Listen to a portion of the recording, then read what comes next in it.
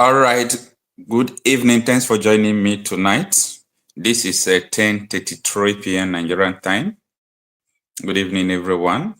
Today we have a very exclusive topic to discuss, because a lot of time when you see people who are speaking the truth and they are being labeled as terrorists, when people speak the truth and they kill them for the truth that they spoke, what you are going to see in the future is that a lot of people will continue to resound that truth. So that is the case of tonight's topic, because a lot of people now are raising their voices because they have seen the predicament and the suffering in Nigeria. So a lot of people want Nigeria to divide, and most of them are saying we don't want war. We want Nigeria to divide in peace. A lot of people are saying, if Nigeria cannot divide, let them return Nigeria to regional government. So people are beginning to put their voices because they have seen what someone like Nnamdi Kanu saw a long time ago, what Ojukwu saw in, almost 50 years ago. That is what people are seeing today. It's unfortunate anyway. But you see, in this situation, when we see people who are really speaking forth, speaking the truth as it is, we are going to applaud them, because it's not easy to speak the truth in a nation like Nigeria, because anytime you are speaking the truth, they will point finger at you, they want to kill you, they want to destroy you, they want to do everything against you. But you see today, I don't think by the end of this year, that when you even come out to say we want Nigeria to divide, that someone will come out and put trigger against you. No. Because it is sinking into the mind of a lot of people. By the way, nobody wants war. Nobody wants crisis. All we were asking before was a referendum.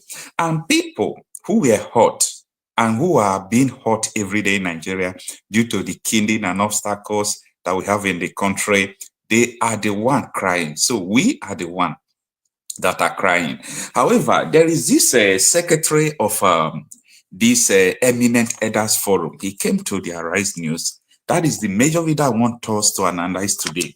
So his name is Mapohunda. I know you must have seen the man, a very honest Yoruba man, Mapohunda. So he's the Secretary General to the Eminent Elders Forum. Yeah, Eminent Elders Forum.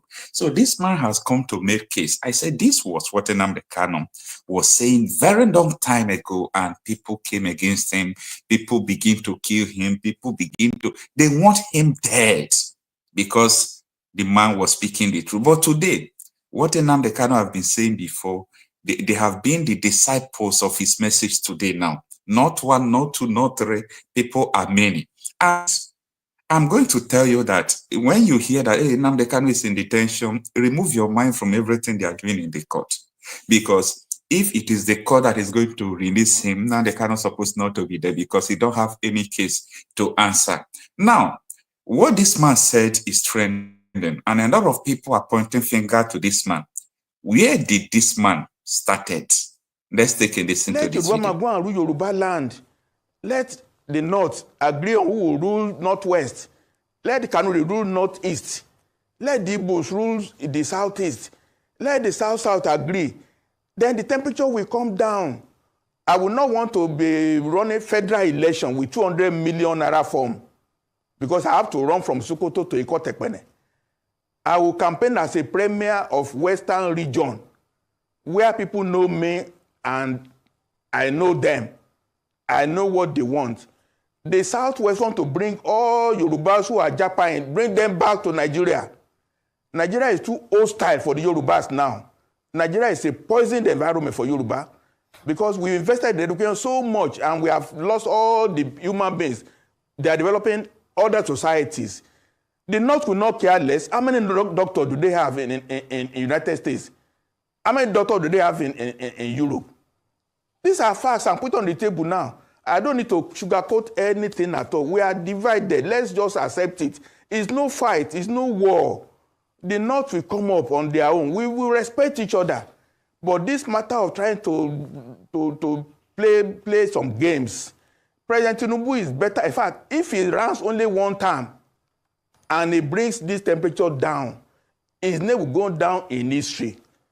But if he does not do anything in the next 6 months about restructuring, and he goes to use all the money to run election in 2027, and he wins. And then what? Yorubas will become endangered in the political system, because once he leaves, then Nigeria is not safe for Yorubama again. Anyway, you see, this is the first part of the man's interview, okay? Now, there are so many things I want us to look into what this man said. This man is saying nothing but the truth. A lot of people will not like what this man is saying, even you watching me, maybe you will not like what this man is saying, But now, let us look into what he's saying now. He said, number one, Nigeria is a poisonous environment to the Yoruba people. Nigeria is a poisonous environment to the Yoruba people, that Yoruba people don't want to live in Nigeria anymore. Now, I know a lot of people may ask, is it only Yoruba people? Don't we have the Igbos who have been agitating since? He's talking for his people. He is talking for his people, so don't blame him.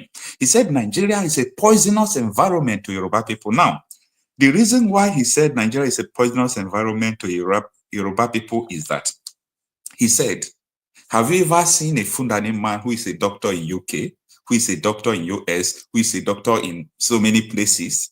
He said that Yoruba people and also people from the southern Nigeria, that they travel abroad. Nigeria, in fact, they are the victims of Nigeria. That is why they travel abroad. They don't want to be caged in one place. And what he's saying is nothing but the truth. He totally said that we are divided. And that is the reality. He said that we believe it or not. We are divided. Now, there is something he said last that a lot of people have not taken cognizance to. He said, after Tinubu's regime, that Yoruba people's life will be in danger in Nigeria.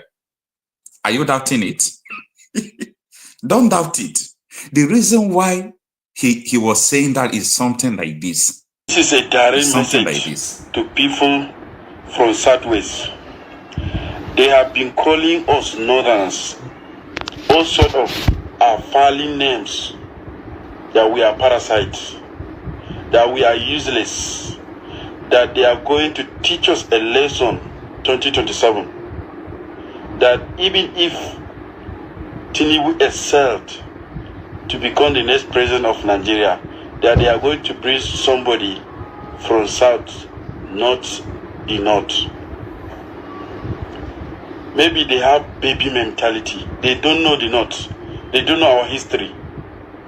One state in northern Nigeria is equivalent to the whole of Southwest. My lecturer once told me something. My Calabar lecturer once told me something. He said, never ever in your life trust a Yoruba. He said, if a Yoruba man shake your hand, he mean maybe or no. While in your heart, he mean yes. While in his heart, he mean no. He said, if a Yoruba man nod his head, he mean no. They are hypocrite in nature. He said, never ever trust a Yoruba man. Our northern brothers, they make a great mistake. Me personally, I do not vote for Tinubu because I already know the nature of Yoruba. They are hypocrites. They behave like chameleons. And once they hijack power, their true color will prevail. And we have seen what Tinubu is doing, what Tinubu is trying to do regarding the tax reforms. The governor of Bauchi, Bala Mohammed, has warned President Bola Tinubu that his reform policy is anti-northern Nigeria, that we are going to teach him a lesson. This is not oligarchy. You understand? If he insisted that he is arrogant, that he insisted that the tax reform must come to stay, we are going to teach him a lesson 2027. He's going to lose election. His state where he come from, Osun State and Lagos State, did not vote for him 2023 election. He did not win election in Osun and Lagos State. Did not voted for him. Me personally, I did not vote for him. And this fight did not voted for him. He only got 8.4 million. This fight, four people came from the north. He did not even get a massive vote. You understand? Let me assure you people from Southwest that we are going to teach you a lesson. This is your hypocrite nature. We are going to teach you a lesson. You are going to lose election. And once a Yoruba man lost election, a Yoruba man will never ever rule this country. Even thinking of becoming a vice. Let me tell you, we are going to teach this Yoruba, this direct message to Yoruba land. Once Tinubu lost election, no any Yoruba man will ever click to power again. This is a message to you because we have already identified your hypocrite nature. My father told me, he said never, my Calabar lecturer told me never ever trust a Yoruba man because they have hypocrite nature. They have what they say and what they mean are two different things. Never ever trust them. They are hypocrite people in nature. This is a direct message to you. I'm just warning you, Yoruba people, that calling us all sort of names, insulting us on Twitter, TikTok, and Facebook will not make you to become a president 2027. Tinubu is OTP, one-time president, period, inshallah. All right. So it is him that we are going to trust, right? He said we should not trust Yoruba people. Okay, no problem. But is it you that we are going to trust? In fact, make everybody go trust themselves, because trust does not exist. As far as this place is concerned, nothing like trust. So trust does not exist anymore. Now, you see what this man was saying, the man I played the video earlier before this man, that he was saying that after Tinubu's regime, that Yorubas will be in danger in Nigeria. Yorubas will be in danger after Tinubu's regime. So that is the point this Mr. Mapohunda is trying to put in place, that with what is going on now, immediately Tinubu leave that office, that Nigeria will be just like a place where if they see Yoruba self, they see snake, they will first kill the Yoruba before they will kill snakes. God forbid. We don't want to get to that extent before everybody will go on their own separate way. Right from time, me personally, I have ever advocated for peaceful dissolution of this country, Nigeria. But a lot of people won't understand what I'm saying. Even up till now, a lot of people still don't understand what I'm saying. Now, just follow me. We are going to go step by step to understanding everything in this video, okay? Now, let's turn to the video from this guest again. All right, Dr. Fakunda. It looks to me like a lot of people might consider your submissions a bit concerning. Now, in this video you are going to watch, the Arise News anchor was trying to tell him that what you are saying is like a treasonable offense. So why are you trying to divide Nigeria? Why are you trying to divide the country? Why are you saying something of hate? Listen to how the man responded to him. All right, Dr. Fakunda.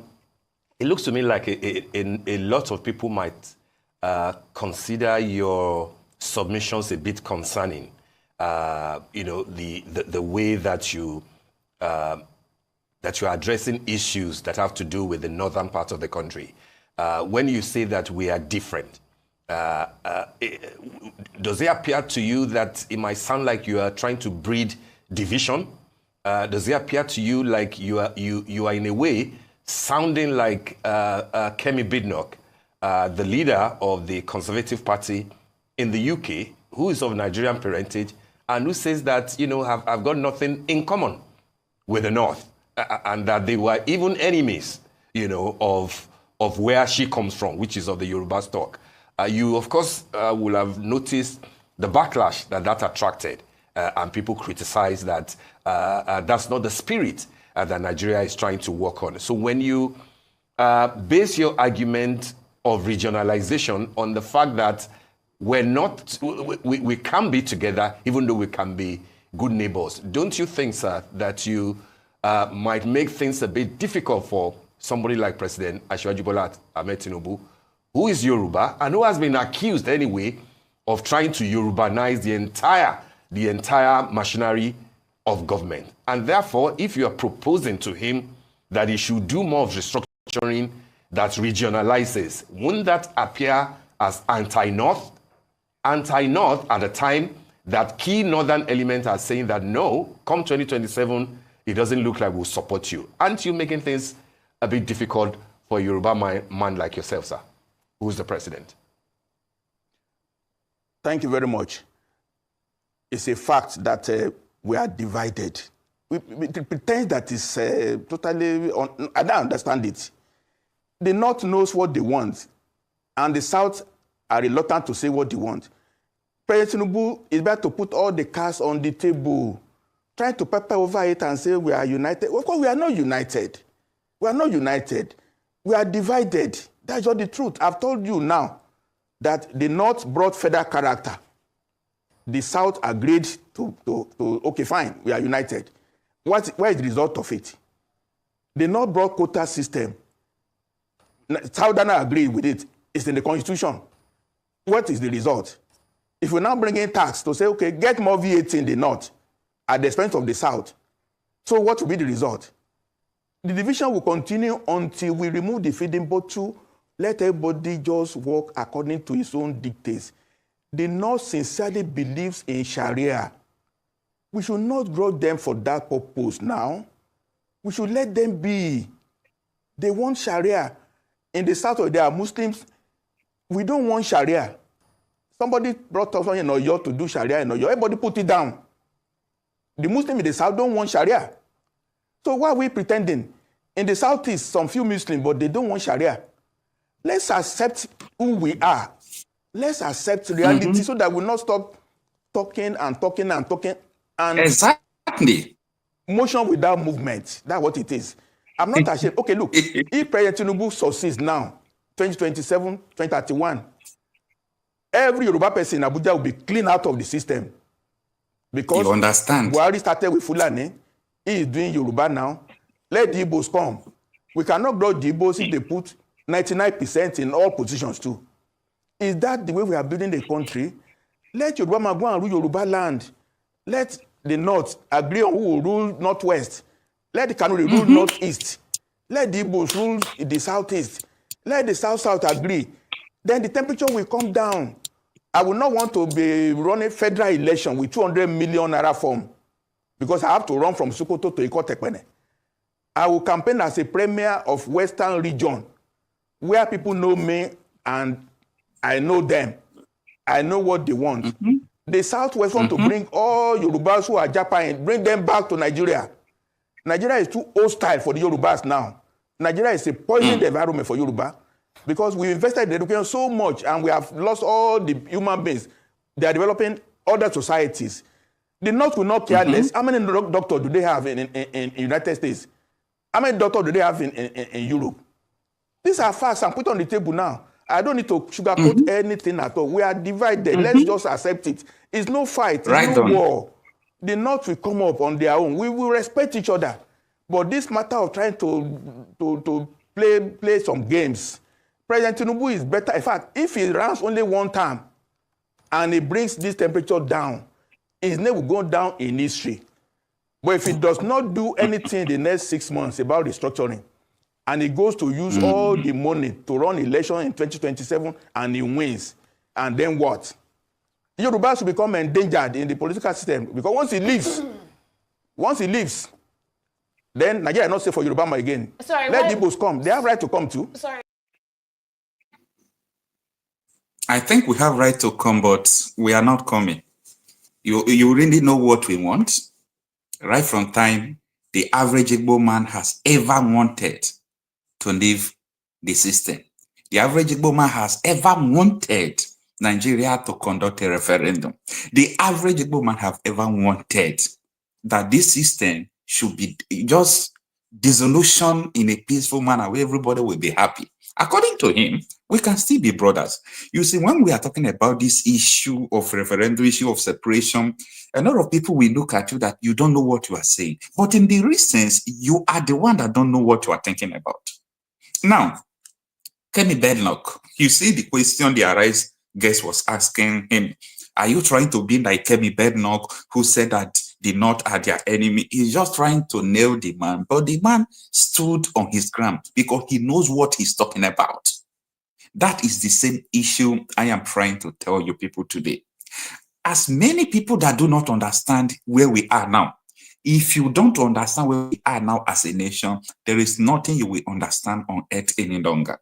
A nation that can protect her own, a nation that can give ordinary protection of lives and property to her own. So what else are you talking about? So we have a lot of journey in this video. Now let us go to the third, video in this. There are so many issues on this matter. The first foundation to lay is that Nigeria is not a united country, despite all the pretenses. We are not South since 1914. It has not changed. The North, at the flip of a switch, they are able to shout Northern interest. The Southerners are laid back, hoping that, oh, we are civilized. We don't want to talk about tribalism. Tribalism is at play. We are pretentious about this matter. Look, the North has taken us for a ride for too long. They foisted federal character on Nigeria over 40 years. They foisted quota system over Nigeria over 40 years. Have they benefited from it? Only the tiny clique in the North is holding the whole country to ransom. It's enough time for Nigeria to wake up. We are not together, North plus South. Now they are talking the elite, the few elite in the North. Like if feeding bottle is going to be removed from their mouth. That's what they are doing. They are shouting. They are forming a group now. Lead of Northern Democrats. The governor of Bauchi was talking. They won't be able to pay salaries again. They won't be able to do that. Look, the North has damaged Nigeria fundamentally with this attitude. Who are the Nigerians who are now Japan now? They are Southerners. The South invested in education massively in the 50s and the 60s. The products now are being driven out of Nigeria.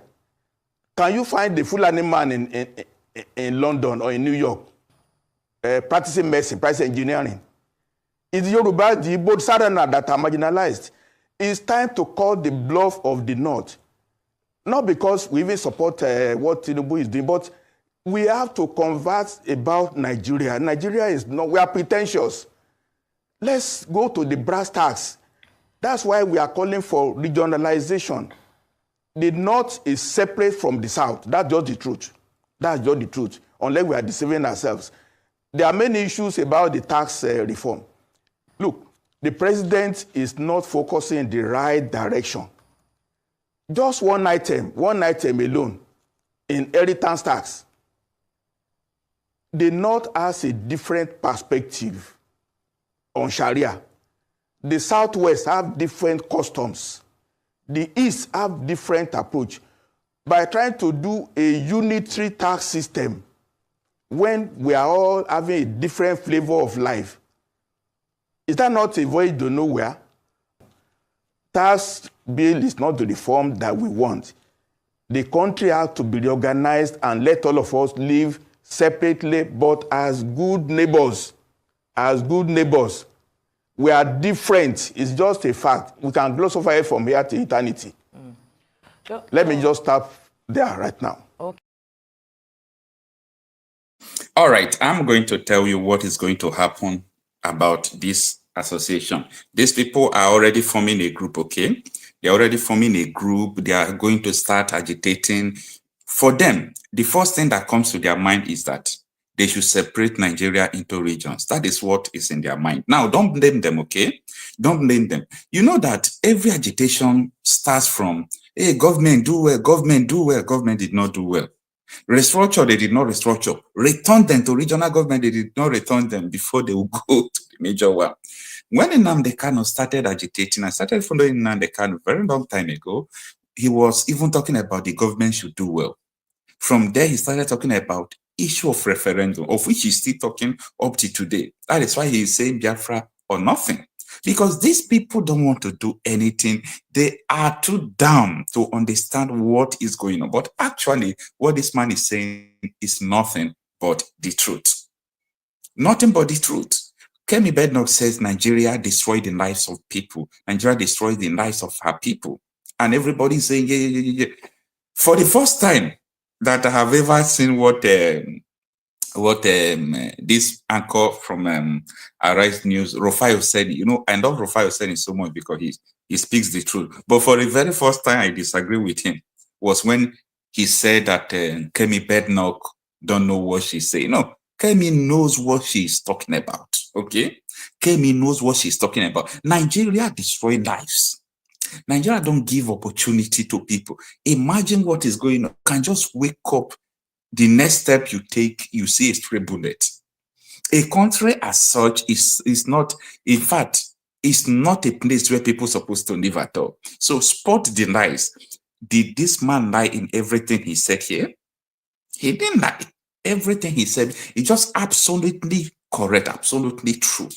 We cannot continue like this.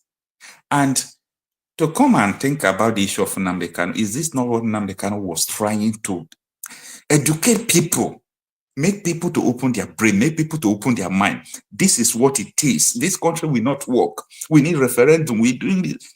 They said this man is having influence too much. Let's put him into prison. Now, the question I'm trying to answer this federal government, APC government, Buhari and their co, the detention of Nnamdi Kanu, does it stop people not to agitate what they're agitating? This thing it's like, let me say, it's like a religion now.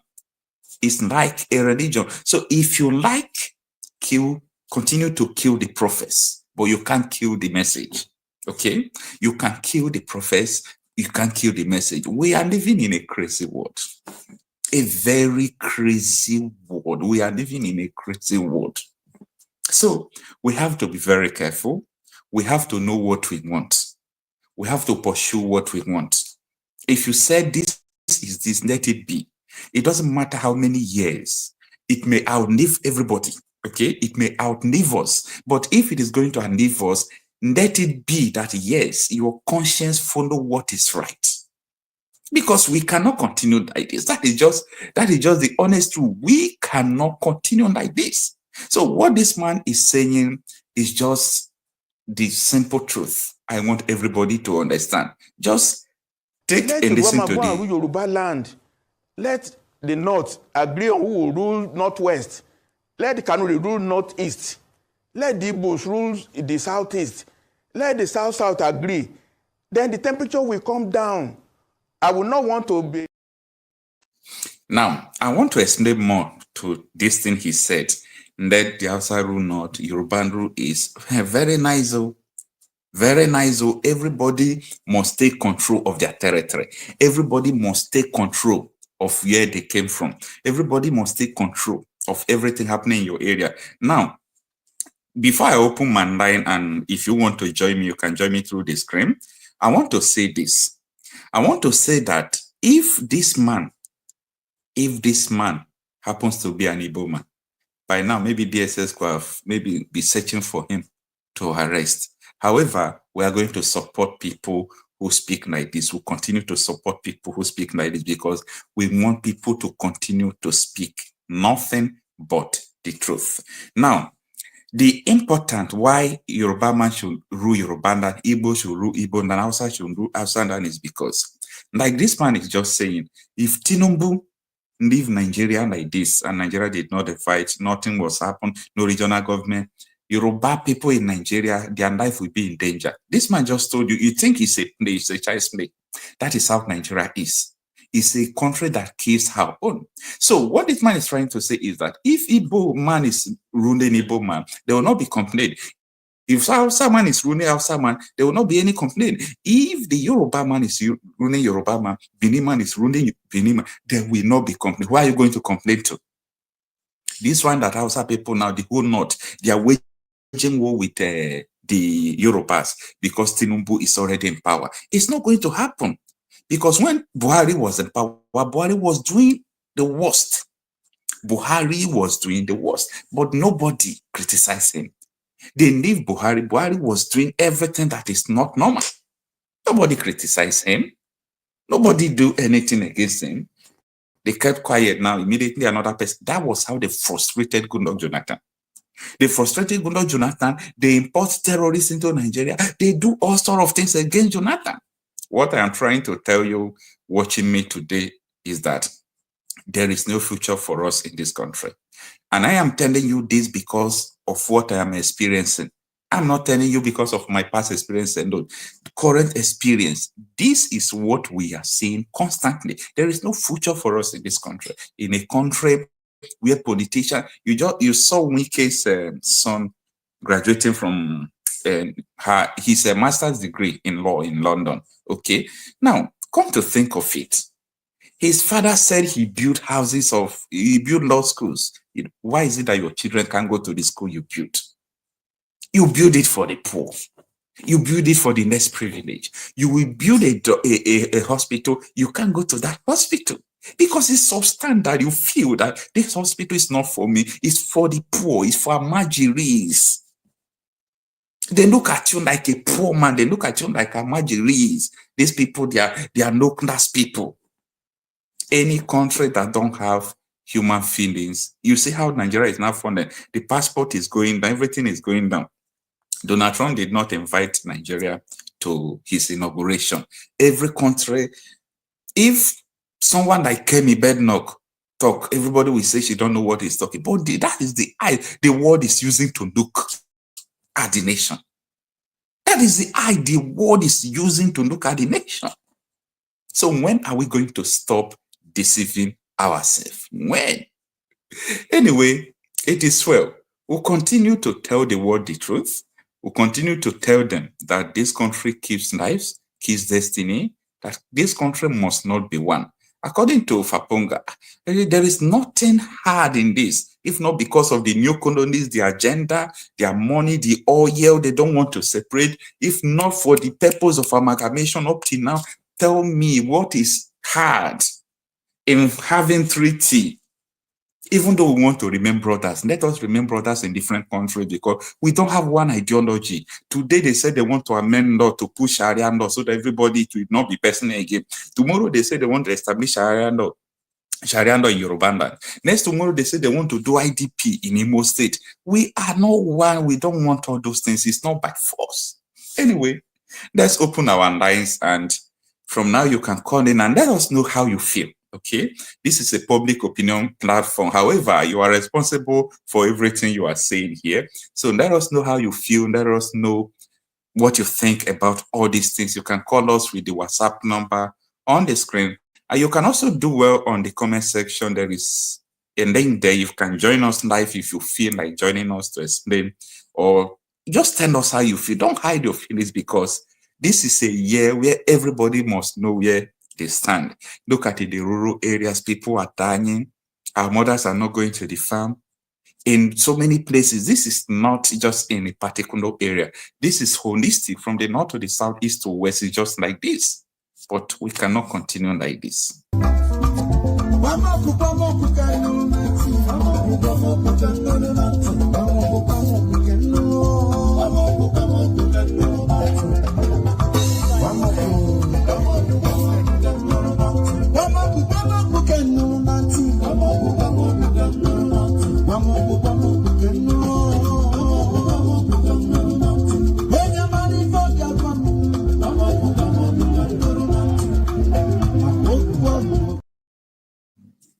As I said, our lines are open and you can join us. So let's start receiving our calls from WhatsApp. Hello? Hello, good evening, sir. Yeah, good evening, sir. Thanks for joining us. Your name and where you are calling from? I'm calling from Rivers State. Rivers State. Port Harcourt, to be precise, or Endeme? Yes. Okay. Port Harcourt, precisely. How is Port Harcourt? Fubara City now? Very calm and cool. The government is going. All right. You have the floor. Yeah, oh, okay. You know, this issue you're talking in, just that we pretend that we don't have problem in this country. But what baffles me is this problem of insecurity is where I am having a lot of issues. Because this insecurity case have given this country a very bad image. Yeah. But no one seems to understand. take people by the horn. I'm see as all like what Bashir said, is anybody calling for the release of Nnamdi Kanu is an enemy to Nigeria. that statement, if somebody from Southeast made that statement, DSS will be everywhere looking for the person. You understand? If you make the statement against the northern person, DSS will be looking for the person. I remember when the somebody head of Mineti Allah said something some time ago. Yeah. And today that man is walking with his two legs along the street of this country. Yeah. And my brain will not fail me. I heard when Chief of Army Staff says they are rehabilitating Boko Haram and reintegrating them into society, even integrating them into Nigerian army. I was in this country in 2014 when APC government was about to come and they import Fullani militias into this country with arm. I was in this country when a white committee over this insecurity bandit problem between bandits and the cattle header, the real cattle, Nigerian cattle headers. Yeah. How to pay them their ransom and how to apologize to them, whatever. The committee said by Erofai. I was in this country when Buhari said foreign bandits are coming into Nigeria are killing people. And when they kill, they'll go back. I was in this country in 2019 when Buhari made an open movement for Fullani from all over country to flow into Nigeria. And now all these problems are causing nobody's even tracing where are these problems coming from.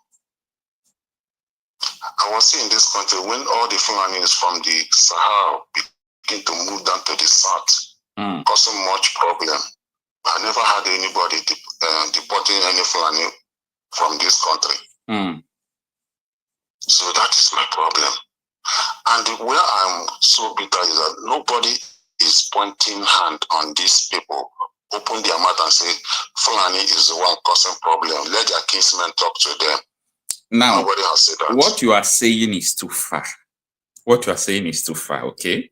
I want to ask you a question. Who formed Boko Haram? You know the former governor of Borno State. Borno State. Yes. According to Fandana, Femi Fandana said that he is ready to drag him. And I was waiting, maybe Fandana is going to sue him anyway. I'm still waiting up till today. You know why I asked you this question? If someone who formed number 2 most dangerous terrorist in the world is free walking, that sends you a message about what is going on. You know, it marvels me that we know the cause of our problem and we pretend as if we don't know. And nobody has called these people to order. But I am here when Operation Python Dance was all over Southeast. And why did they do that? Because of people blowing whistle, protesting. IPOB was not carrying they were not carrying anything when they carried out Operation Python down. But someone who from Boko Haram is working free and receiving pension as a former governor. So embarrassing, my brother. And it pains me because it's affecting me. I am not from Southeast. I am not from North.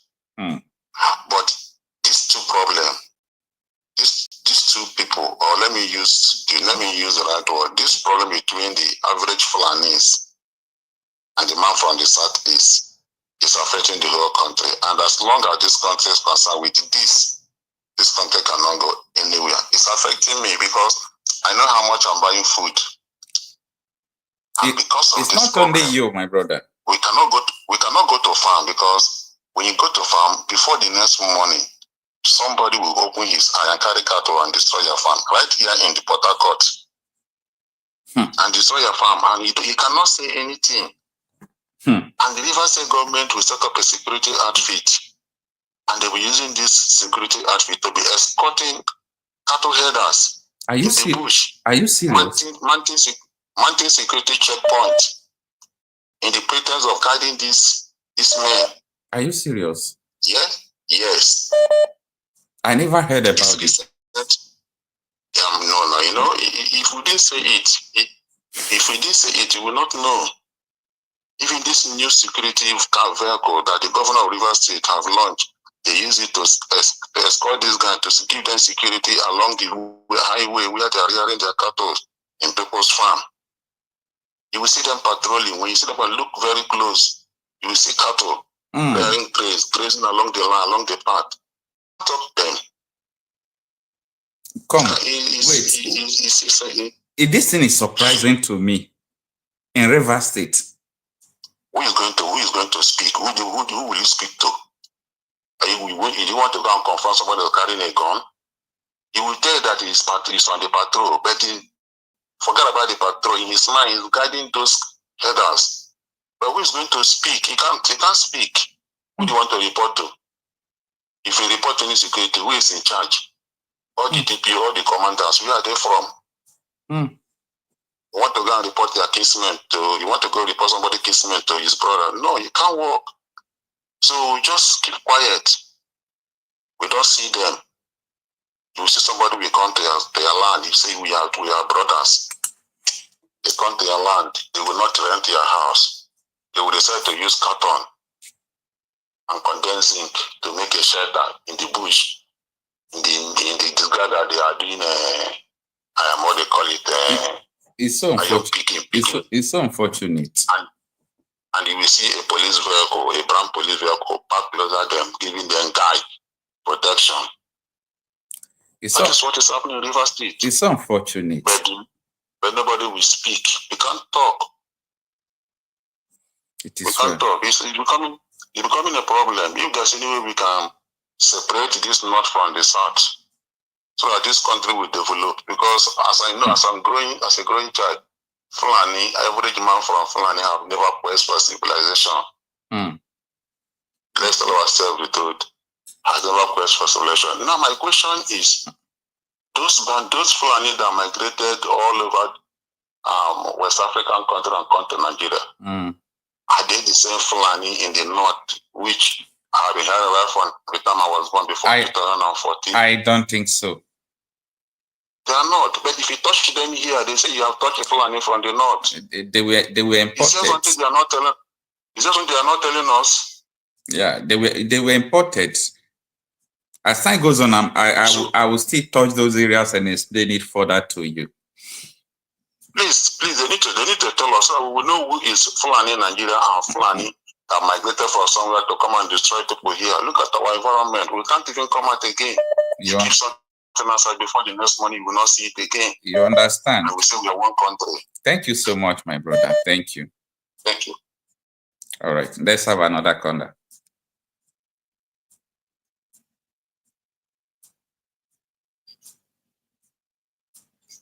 Hello? Hello, can you hear me? Hello. Yeah. Yeah. Good morning. Oh, it's still evening over here. This is 11:16 and your end time. Thanks for joining us, sir.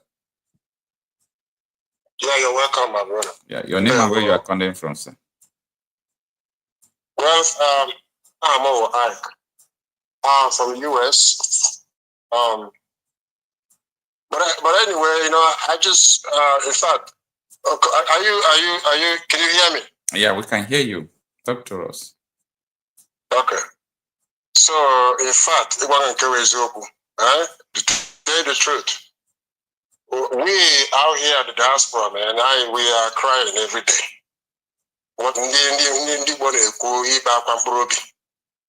That is what most of us here are going through.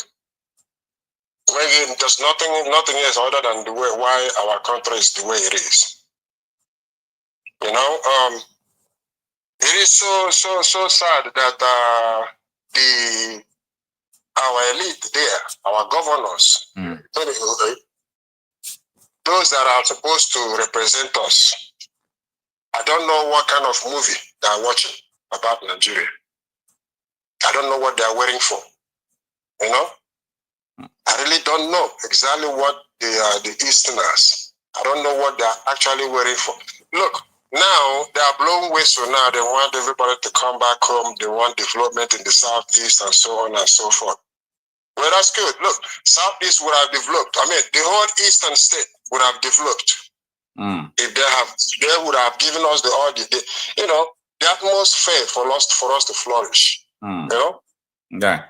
But we have not gotten that. We have not gotten that. A lot of people are wasting in the Western world. And Nigeria loves that. They love that. That is what they have orchestrated.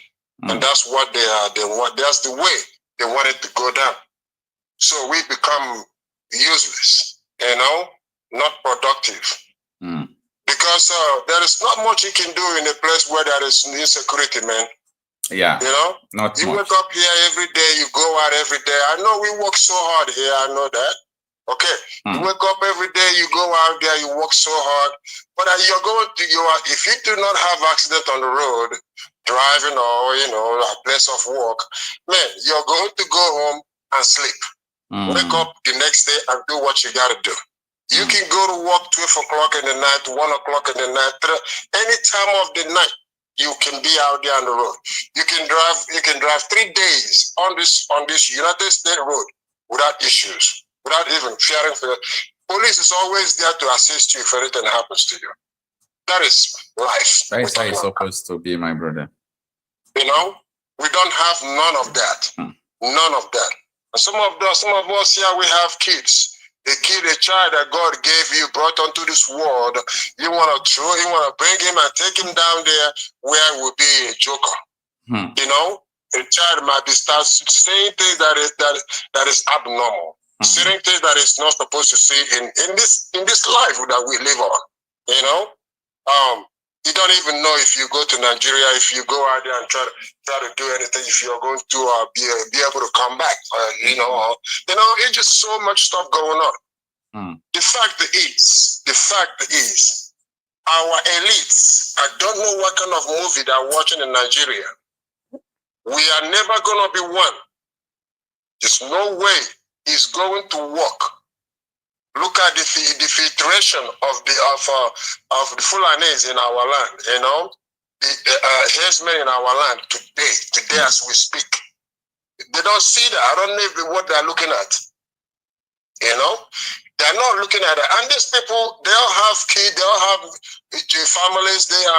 Most of them are overseas, okay? You know, I guess everybody have to go overseas. We all live overseas. And forget about Southeast. What about our fatherland? But if they think that we still have anything whatsoever, you know, called Southeast Igbo land, they need to have the right set of mind, man. They're not thinking about the future of us, we, the Easterners. Some of them that has money, okay, they go out there, they show off.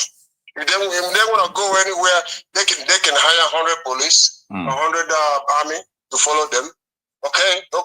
How many people can do that? How many people can do that? Only 0.001% can do it. Thank you, my brother. So it's all right, sir. What they are really the one holding the Southeast from being where we need to be. They are the one. They are the one responsible for, because they are the one that we have up for us going, you know, representing us, whatever they are, in the House, in the Senate, in whatever, in governors. You know, they are the ones that are representing us. I don't know what they're thinking of, my brother. It's all right. You know, there is no way it is going to work as one Nigeria. There is no way it's going to work as one. The Fullanis, they have agenda. They want to Islamize that country. They will stop at nothing. They will stop at nothing to achieve that. I mean, why are we waiting? What are we waiting for? Why don't they speak up? A lot of people are speaking up about breaking Nigeria in wherever they belong to. You know, none of the Southeast people, you know, and at least are saying anything about it. Look at Nnamdi Kanu. All this stuff, everybody's coming out now, jumping up and down, speaking, break Nigeria, this and Nnamdi Kanu has been saying this for a long time ago. That's why they put him in prison. Yeah. You know? So who is fooling? Look, we say we are sensible. We are smart people. But the lifestyle we live, the stuff we deal with, the stuff we confront every day, actually is showing us that we are stupid people. Because you see the truth, you don't want to confront the truth. It's okay. You see reality, you don't want to embrace it. Yeah, it's okay, my brother. So it's crazy. It's crazy. It's crazy. I don't know where we go with one Nigeria. I don't know when they're going to wake up. It doesn't matter what you do in that one Nigeria, it's not going to work. Before they wake up, it's the Northerners. It's not only the Northerners. The Westerners are also a part of why Nigeria is the way it is. For me, they have a larger share of benefit. For me, financial benefit. For me, it's everybody. The truth is that we are not compatible to be one. You understand? We are brothers. You see the way I enjoy going to Cotonou, I enjoy going to Ghana. I can enjoy go to anywhere, but let us have this mutual understanding that indeed this thing cannot work. Let's stop killing ourselves and just do what we are supposed to do. That, for me, that is just it. It's crazy. It's crazy. All right, thank you so much. Thank you so much. And yeah, man. Yeah, man. Continue what you're doing. You're doing the best you can. Yeah. Stay safe, man. Stay safe. Because that country is a gangster, man. That place is a gangster place, man. We the Eastern, we have what it takes to develop our country, our place. They are not given the chance to do it. A lot of people. There's a lot of Easterners out here in the diaspora that they are multi-millionaires. They have money they can bring to that country, but nobody wants to go. Nobody wants because of the way things are there. And so I don't know what they're thinking of. I don't know what their brain is. I don't know what they're scared of. It's all right, sir. It's all right. Thank you so much for tuning in. Good job, man. You're doing good, all right? All right. Appreciate you. All right, thank you. Good luck. Yeah.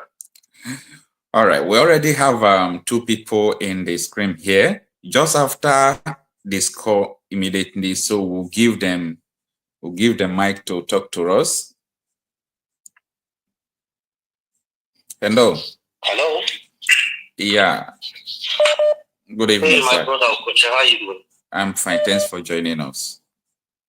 All right. My name is TJ, also known as Safety Domain, and I'm calling from Dallas, Texas. Oh, you people have a new president. Congratulations. Thank you very much. Thank you very much. All right, you have the floor. All right. Thank you so much for all that you're doing. Thank you, sir. By the way, I want to support your last comment with the last caller. That we are brothers, and that if we could go to Ghana and go to Cotonou without thinking of what tribe of people we're going to meet over there, that is the way it should be. I'm a Yoruba man, and we have Yorubas who are citizens of the Republic of Benin. And when you, as an Igbo man, goes to the Republic of Benin, you don't care if the person you're going to transact business with is of Yoruba origin from the Republic of Benin, right? Exactly. And but unfortunately, we have been divided against one another, and that's exactly what Delifa Rotimi was saying the other day. Those who are dividing us against ourselves are the people who are benefiting from one Nigeria. So now let me quickly make my own contribution, because you made a reference to Kenny Badenoch. And if you go back and you read my comment in your last post where it says Nigeria destroys life, you will see Safety Domain over there, and I said it, that absolutely what she has said, there is nothing that is untrue in all that she has said. 100% correct. Not because she is Yoruba, but the fact remains that, and I give examples. That look at the Chibok girls. Look at the Dapchi girls. Do you know the destinies of those girls? If they were in a country like the United States where I live? Oh my God. Do you know what the destiny of those children Google if they were in the UK where Kevin Badenoch is. And these are children who are in school. You can imagine if they pass through the European or the American school system in that same manner, would they end up the way they ended? So that is number one example that Nigeria destroys life. Yeah. And I said it there, that there are so many diasporans who have just visited Nigeria and never had the opportunity of going back to where they come from because their lives were terminated simply because the system is not working. That is telling you that Nigeria is a killer of destiny. But one thing is this, I'm not bothered about what it is. That is what they planted, and that's what is given to us. I had the opportunity of talking with a friend who's in Nigeria just about an hour or two ago, and every time you say, "Come, we have most Nigeria can still build." And I said, "Look, you guys are wasting your time. It's like you are telling God to do what God is not going to do." I said, a lot of people in Nigeria believe that there is nothing God cannot do. And so therefore they believe that even if you put a seed of grain in a bottle without water and you tie it and you cover it up and you cover the lid tight, that the seed can still grow and bring fruits. I said, you're gonna fast, you're gonna pray forever, and you will die while you are praying and fasting, and nothing is gonna change. Absolutely. That's exactly the way Nigeria is. Nigeria is a seed that is in a bottle because the creator of Nigeria did not intend to plant it to flourish and be fruitful for the people. And that's why I always tell people, Nigeria, when you talk of nation, or when forgetting about defining nation, whether it's a group of people with the same language or whatever, or if we talk of a country, the first thing that makes the country before you can have a country is that there must be citizens. If there are no citizens, there is no country. Are you getting what I'm saying? It's just like saying you have a king where there are no subjects. Yeah. Okay. So therefore, if we say we have a country and we don't have citizens or mere inhabitants, all we have is mere inhabitants, regardless of their tribes. And people should understand that there is difference between humans and citizens. Correct. The only people that have what seems to be like citizens, right, are those who are in political offices.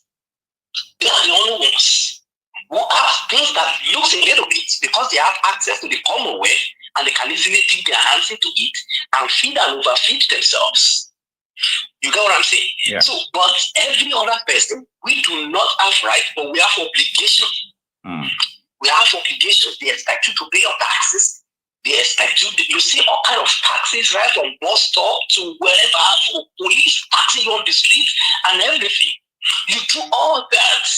You are your own NEPA, you are your own water supplier, you are everything.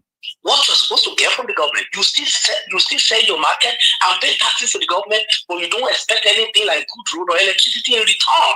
Not even education for your children. You are mere inhabitants. And even inhabitants in other climes have benefits than what people have in Nigeria. Now, going back to if we are one, we already know that we are not one. Even those who were at the formation of it, especially when Nigeria was to become an independent country, like many of them that I will not want to count again, like Awolowo, like Sadauna, just like the video you play, or Jonathan recounting some of the things they said, they knew it that Nigeria was not one. That it's just an idea of British, of Britain, to form a business entity in their own interests. And they want to make us all look like a nation to the world, but we are not in actual fact. And that's why Sadana said the people themselves have not seen themselves to be one, and they are not willing to see themselves as one. And I was explaining to one of my friends about 2 hours ago when we had a conversation that look, your grandfather, when we look at his grandfather, because initially I said your great grandfather is not in Nigeria. But by the time we work out the age of his father and the age of his grandfather, I realized that we don't even have to go to great grandfather. His own grandfather was not in Nigeria.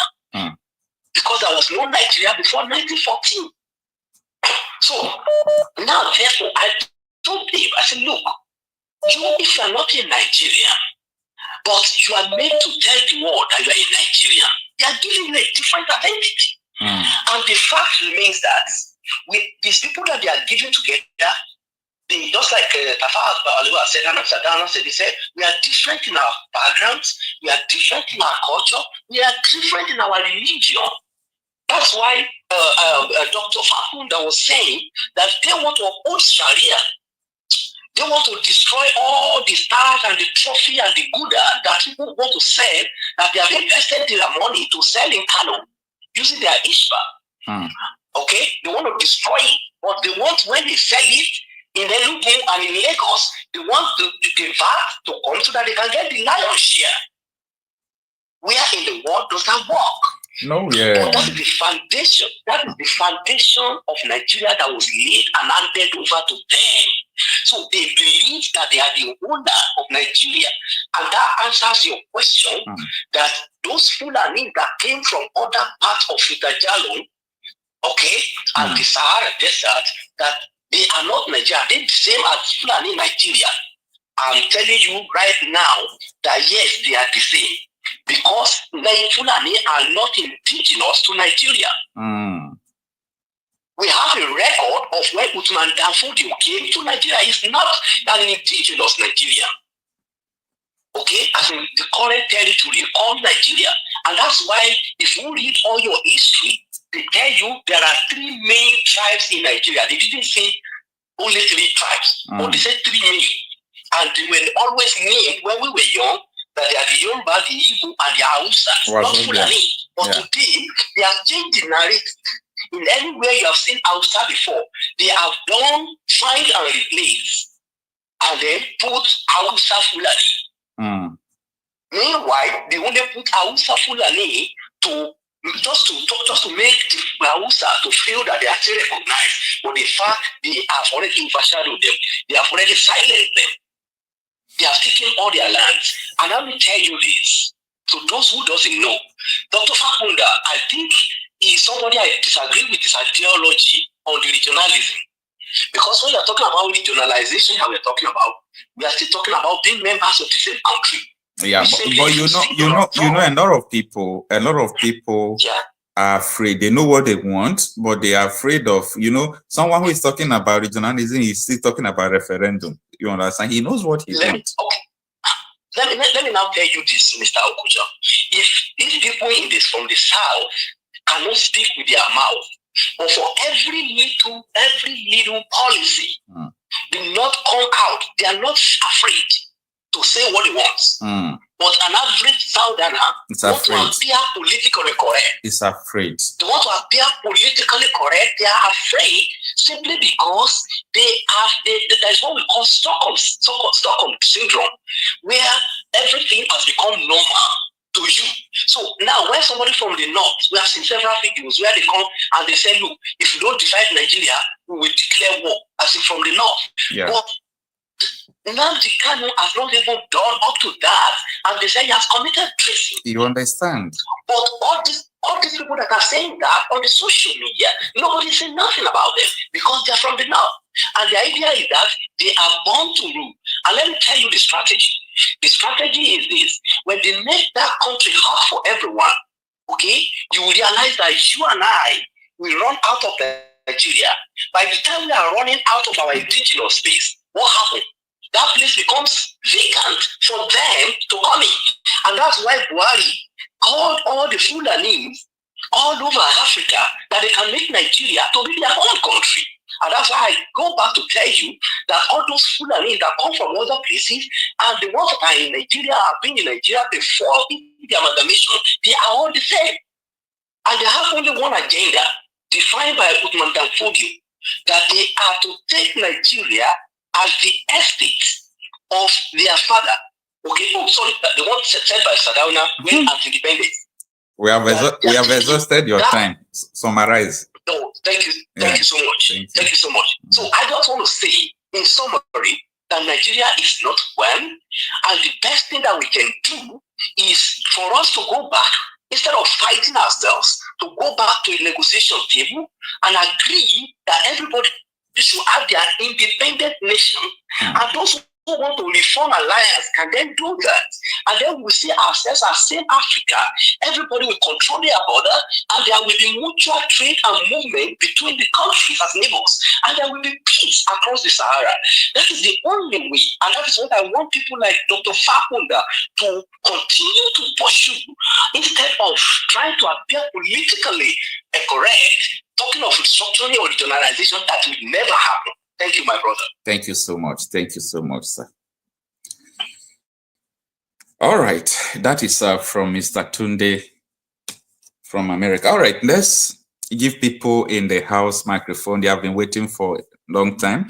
That is Engineer Austin. Thanks for joining us. Mr. Choose Everton. Do you stay in Everton?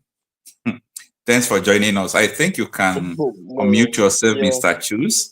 After you, we go to Engineer Austin. Mr. Choose, if you don't mind, you can show us your video. Are you afraid? No, not really. Not really. Good evening. All right. Good evening, sir. Thanks for joining us. Tell us where you are coming from, and also your name, if you don't want us to address you like Mr. Choose Everton. Okay. My name is Chukwuemeka. That's my real name. Okay, sir. I just abbreviate it to Chooks. So I'm in Nigeria. I'm only Igbo. First and foremost, I want to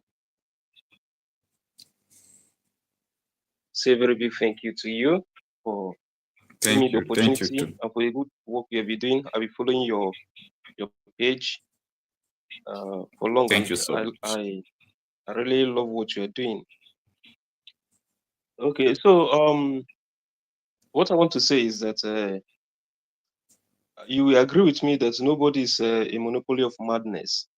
You know what is happening in Nigeria, the way the Northerners, more especially the Hausa and the Fullanis, in particular the Hausas, because they are the backing dogs. They are the backing dogs. If you watch the Fullanis, they are very systematic, they are very calculative, they are very intelligent. The Fullanis are very intelligent. When they want to do something or achieve anything, they go out for it.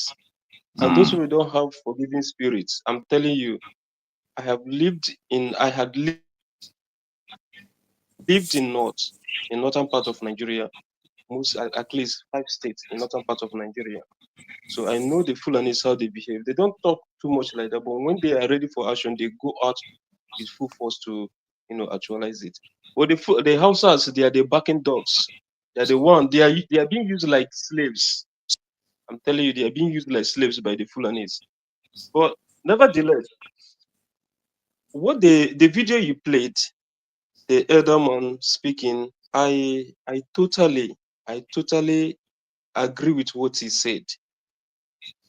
But I want to let him know, and others to know that the problem that we are facing in Nigeria, the Yorubas contributed 60 to 70% of it.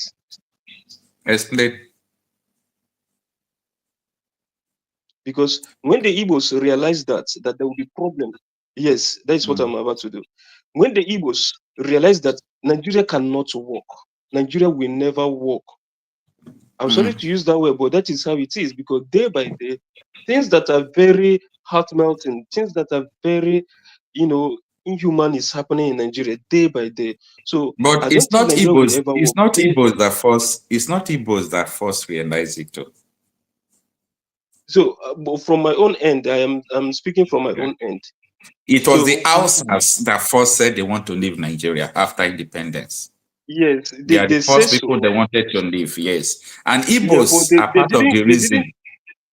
Yes, Igbos are part of the reason why they did not leave. I understand, but they didn't take it more serious than the way the Igbos took it. To this extent, that is because they were subdued, and also when they were doing, is it not 1960 Constitution? They wanted to put referendum. It was Nnamdi Kanu that asked them not to put referendum inside. It's not his fault. They never knew that this is the way everything is going to be. Okay. Yeah. So just for the history, so that is what why I'm trying to say is that Okay. Mm. Thank you for that update. Thank you. So what I'm trying to say is that the Yorubas also contributed. When they realized that the thing cannot work, the Igbos realized that we fought for our own, safety. But the Yorubas joined, they connived with the Hausas to force us to remain one. They killed Okay. us. They joined to kill us. Now it's looking like the thing is coming opposite now. And again, the way the Hausas sometimes they said with all manner of pride and arrogance, go and check history, go and like Nigeria as it is today. I think it is best for everyone to take laws into their hands. I am sorry to say this, and if it's going to affect the channel, please I withdraw that. But that is what I'm seeing, because All right. when something happens, you say you go to the police or you inform the security agencies. They will tell you, nothing you can do. It's Hausa, nothing you can do. So it is up for you to take laws into your hands. Nobody have a monopoly of madness.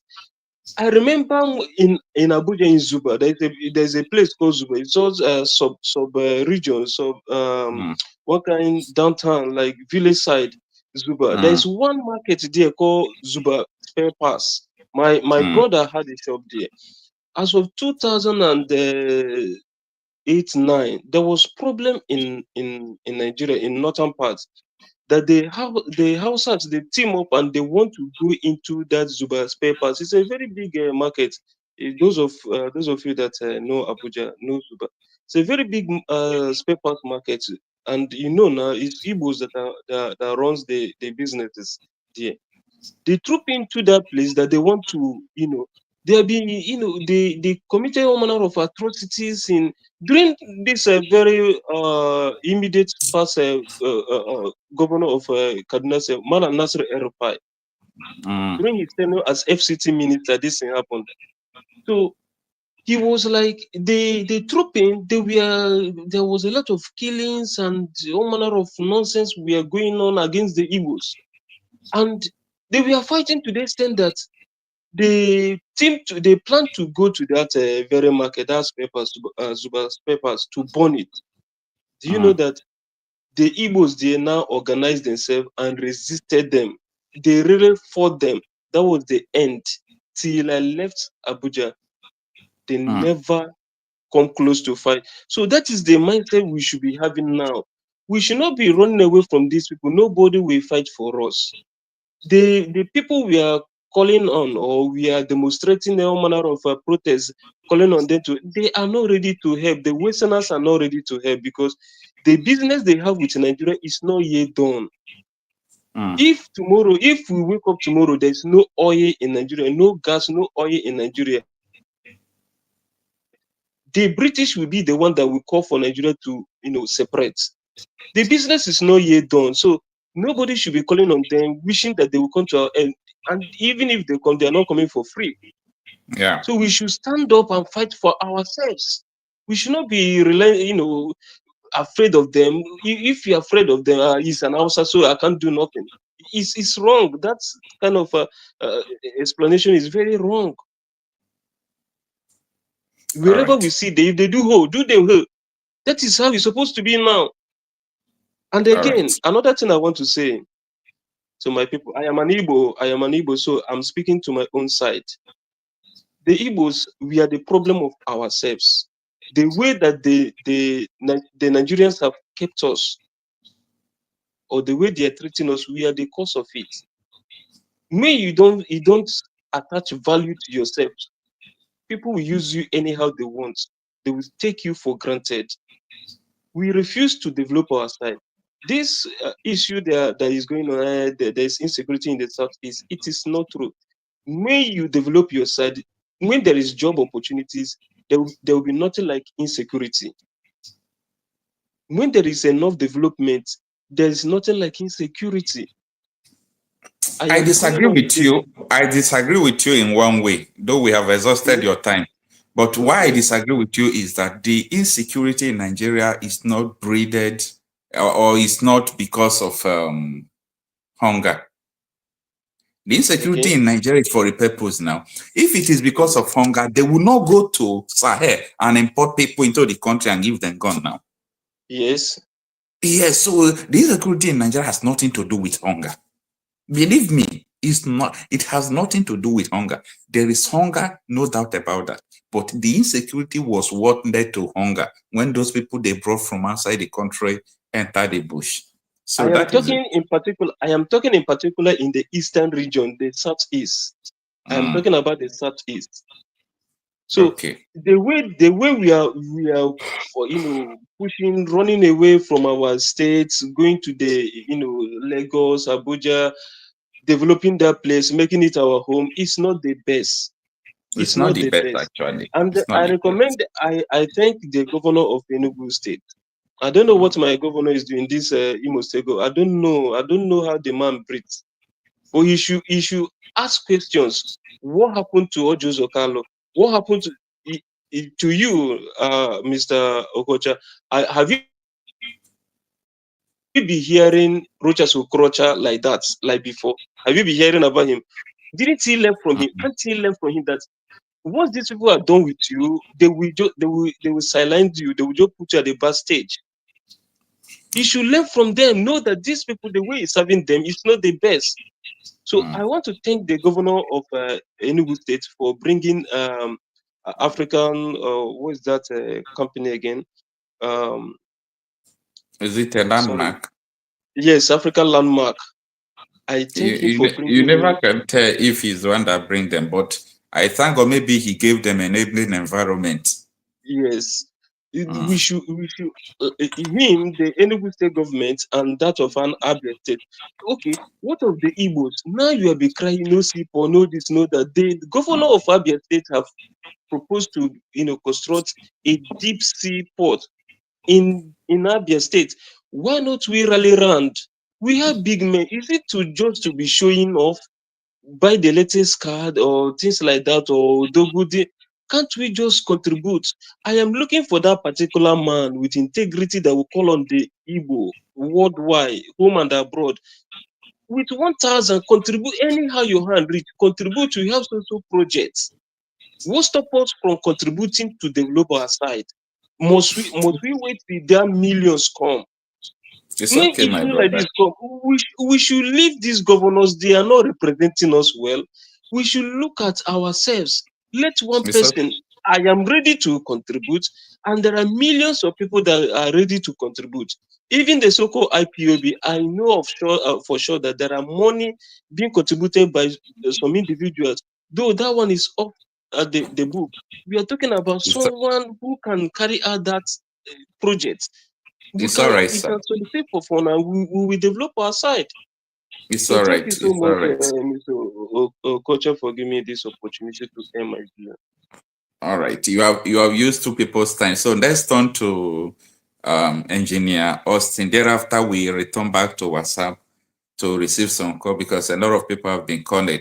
It's all about letting us know what you think. Engineer Austin, you can unmute yourself. Good evening, sir. Thanks for joining us. Okay, I think I should do it from here.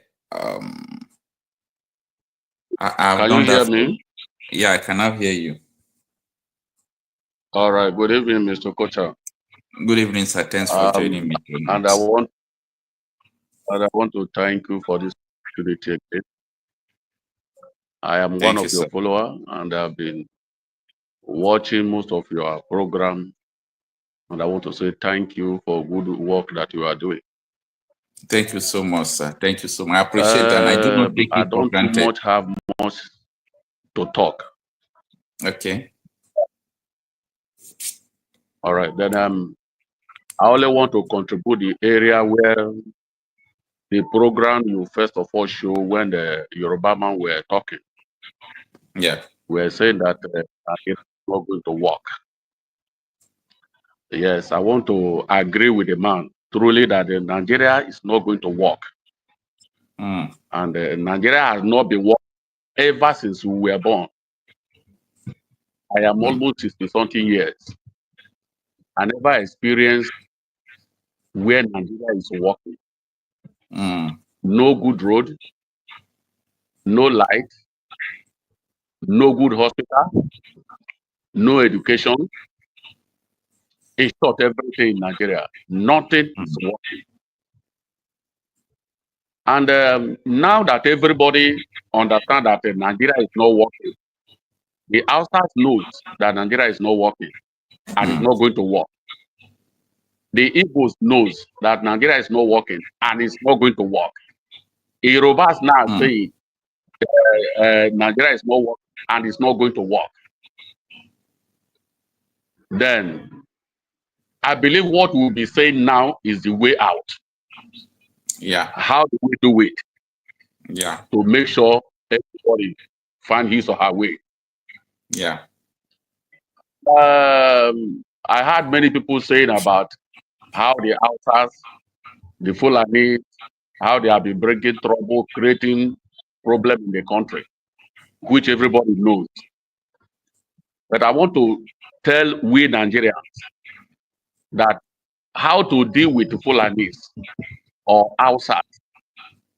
The outsiders or Fulanis, they don't want to hear anything negotiation. They don't believe I beg or excuse me. What did they believe is when they do one and you do 10, they will respect you. That is the how to deal with them. But just like as the other man said, we are looking at them as a superior in Nigeria. We are afraid of them to talk to them or to challenge them. But I want to tell our people that we should buckle up. This is the time. When they do one, we do 10. They will respect us. No matter this strategy they are using, I know our people are doing in the area of money, but how to get us very cheaply before they, whichever plan they have, they will first of all go to our people and settle them with the money, and they will shut up their mouth.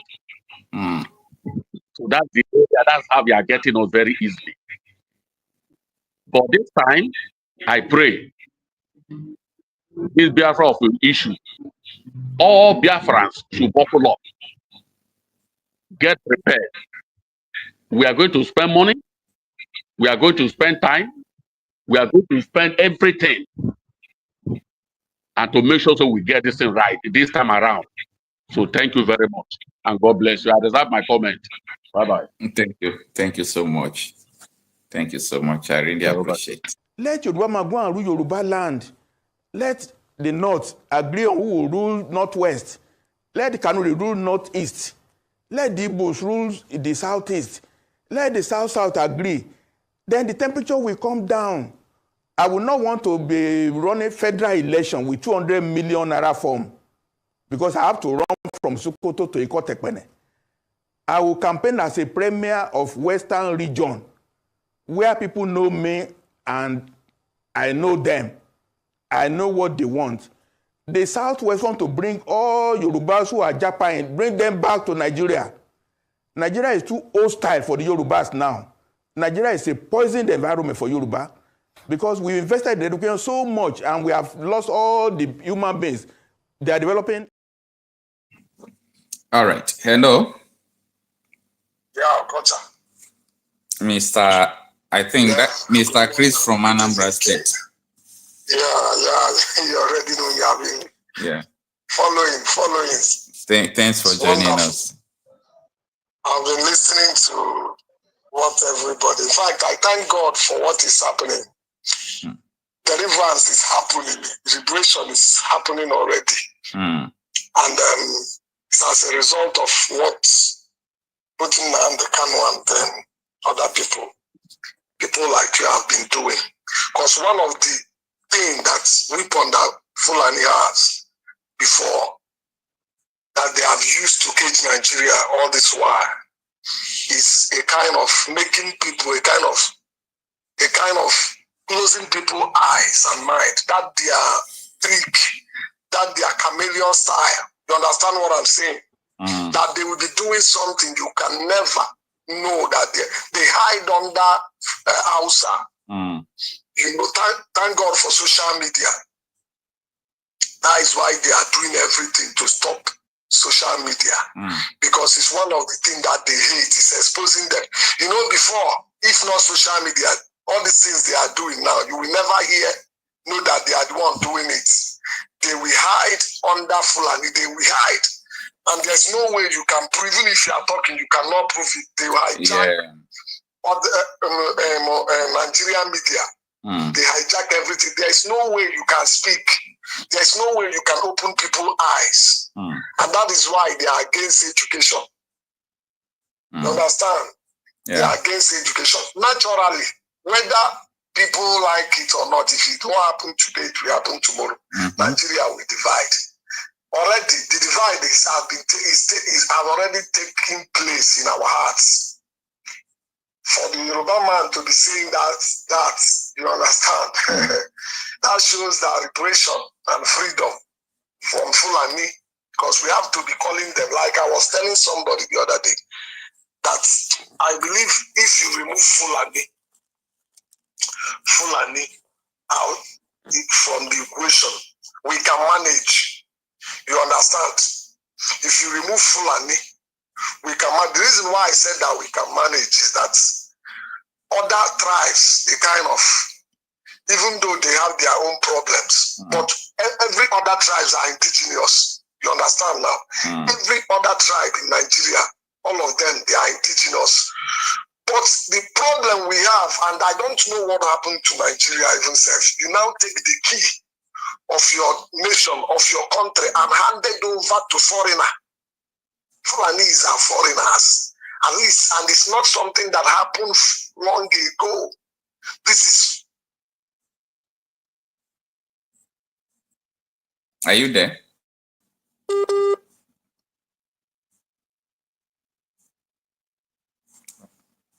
We lost that call. Like he has a poor connection. Oh, we lost it. All right, let's go back to. All right, Dr. Mapohunda. It looks to me like a lot of people might consider your submissions a bit concerning. You know, the way that you're addressing issues that have to do with the northern part of the country. When you say that we are different, does it appear to you that it might sound like you are trying to breed division? Does it appear to you like you are in a way sounding like Kemi Badenoch, the leader of the Conservative Party in the UK, who is of Nigerian parentage, and who says that, you know, have got nothing in common with the North, and that they were even enemies, you know, of where she comes from, which is of the Yoruba stock. You, of course, will have noticed the backlash that attracted, and people criticize that that's not the spirit that Nigeria is trying to work on. So when you base your argument of regionalization on the fact that we can be together, even though we can be good neighbors, don't you think, sir, that you might make things a bit difficult for somebody like President Asiwaju Bola Ahmed Tinubu, who is Yoruba and who has been accused anyway of trying to Yorubanize the entire machinery of government? And therefore, if you are proposing to him that he should do more of restructuring that regionalizes, wouldn't that appear as anti-North? Anti-North at a time that key Northern elements are saying that no, come 2027, it doesn't look like we'll support you. Aren't you making things a bit difficult for a Yoruba man like yourself, sir, who's the president? Thank you very much. It's a fact that we are divided. We pretend that it's totally, I don't understand it. The North knows what they want, and the South are reluctant to say what they want. President Tinubu is better to put all the cards on the table, trying to pepper over it and say we are united. Of course, we are not united. We are not united. We are divided. That's just the truth. I've told you now that the North brought federal character. The South agreed to okay, fine, we are united. Where is the result of it? The North brought quota system. Southerners agreed with it. It's in the Constitution. What is the result? If we now bring in tax to say, okay, get more VAT in the north at the expense of the south, so what will be the result? The division will continue until we remove the feeding bottle, let everybody just work according to his own dictates. The North sincerely believes in Sharia. We should not grow them for that purpose. All right, let's go back to the call that we lost before. Hello, Mr. Chris. It seems your network is poor. Yeah, my data, Nigeria now. I don't know whether it's my data or what. It should be. You know there is an increment, just 50% increase in tariff on these calls and data. I don't really know. That is Nigeria for you. They are doing everything to make sure that all right, right on. So what I'm saying before, one of the things that will even divide Nigeria is this eye-opening. In the heart of people, where the division has already taken. For Hausa people to be waking up, you don't know what that means.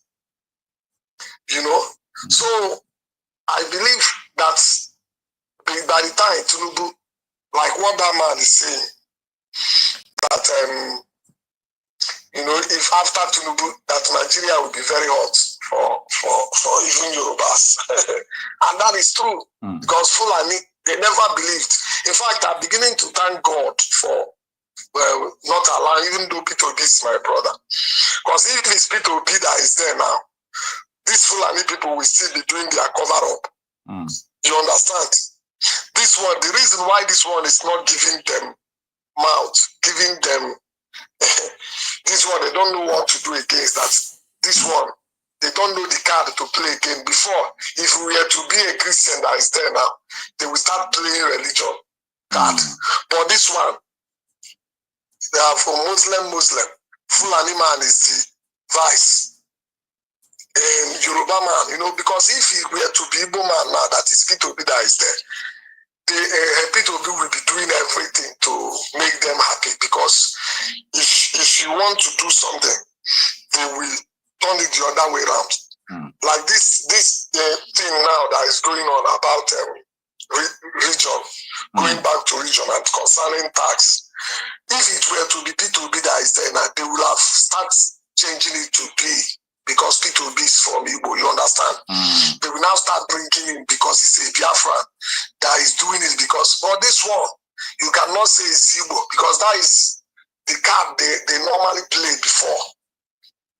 They will use immediately the Yoruba people and other people here, this is Igbo man, everybody will just turn against Igbo immediately. But thank God this one is a Yoruba man, not just a Yoruba man, he's a Muslim.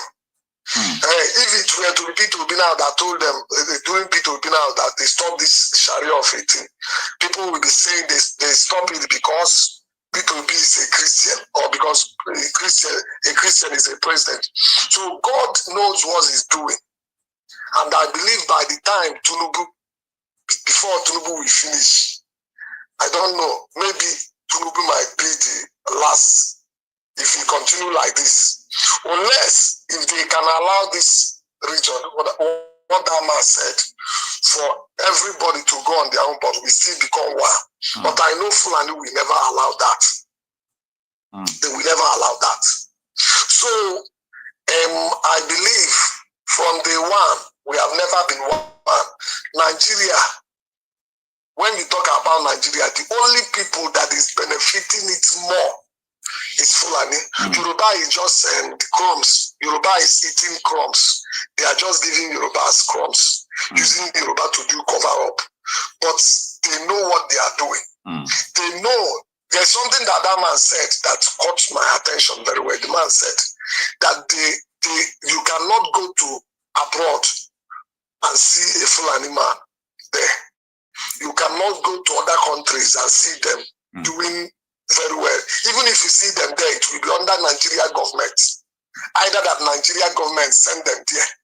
Okay. You understand? Or maybe through Dangote, you can never see them. Maybe on their own, that they travel and they are doing well. You hardly see them. They are few. So they see Nigeria, the same way we are seeing abroad as our own place to go and survive. Our Japa is outside Nigeria. Foreigners are seeing Nigeria as their own Japa, as their own inheritance. So as they are making things hard for us in Nigeria, making things hard for everybody, now everybody's running out. They are bringing their people to occupy. Just take for instance what have been happening in the north. They will chase a community away from their community. They will come and stay there. They have stayed for some place up to 20 years. They will occupy that place, rechange that name. That same thing will happen in even in the east, even in Yoruba land. They will change the name of that place before you could know it. And this thing is not something, because that is the problem our people is having. We are thinking that it's something that will happen in 20 years, 40 years. Fullani have plan of 200 years. What they are doing now, they will not rush it. But with time, the same thing that you see that they did to Hausa people, the same thing they will do to Yorubas, the same thing they will do. So we are saying that why our people is out, why nobody want to talk. The reason why many people cannot talk is because they use killing to bring fear. They use intimidation to bring fear. You know, the same thing they did to us, and they killed them at a point. All of them fear. All of them became afraid. You cannot talk. They put themselves in every position.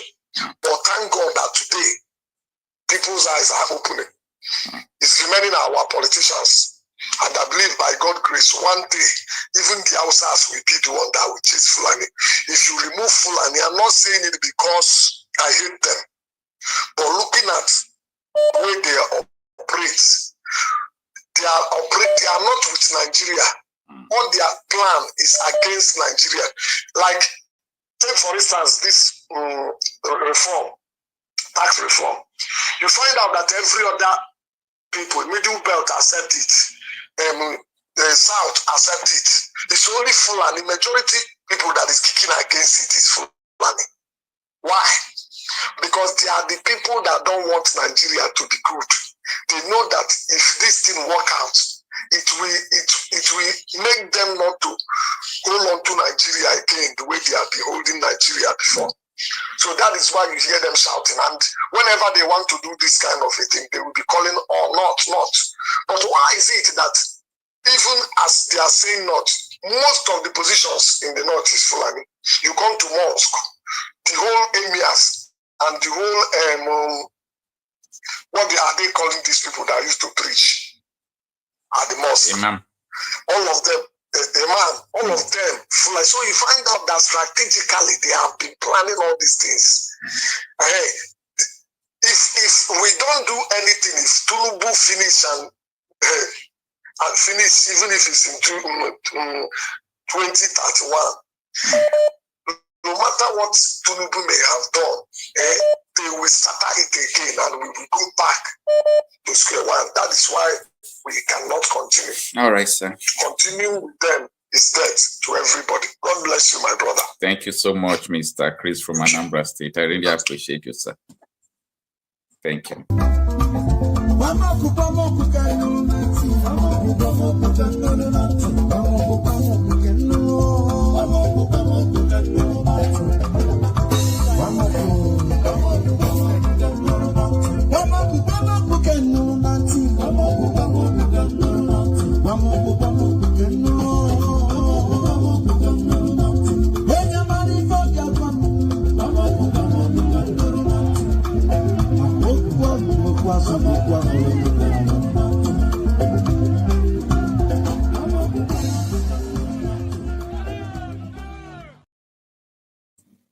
Hello. Hello. Good evening, brother. Yeah, good morning, sir. Thanks for joining us. This is 12:12 a.m. Nigerian time. Yeah. Are you still online? Yeah, you can talk to us. Okay. Yeah. The last caller before me, what he's saying is the truth. You know, my brother. When you go and pick the book they wrote, 1966. you will see that everything that is happening to Nigeria now is what happened that time. I believe history is trying to repeat itself in Nigeria. Then for a few weeks now, I've been looking into Nigeria. I've been like trying to understand what is going on in Nigeria now. Like the last caller, it's good that it's now Muslim ticket. It's now the Hausa, the Fullanis. We don't need to call them Hausa again. The Fullanis and the Yorubas. Even as we are talking, we say we are the Biafras, we people from the east that we are agitating. Their Hausas are more angry than us. They are more angry than us. You know, our own is that we can just, because we are still getting something to eat. Hausas are down. They cannot do anything. Like what Nnamdi Kanu did. Had he been an Hausa man that did it, oh, they will clean them more. They will clean them more. But I begin to see that they can't go up against the southern, eastern part of Nigeria, where the Biafrans has collapsed. Like Tinubu, that's what Tinubu is doing now. If Tinubu try to leave Nigeria, I pray, let Tinubu not die on that place. I see war. But when you want to talk about this, people that saw the war 50 years ago or 60 years ago will tell you that if you see war, there's nothing can make Nigeria work anymore. There's nothing that can make Nigeria anymore. It must be violence. It must be violent, because these guys are not. They are not yet to the entitlement mentality.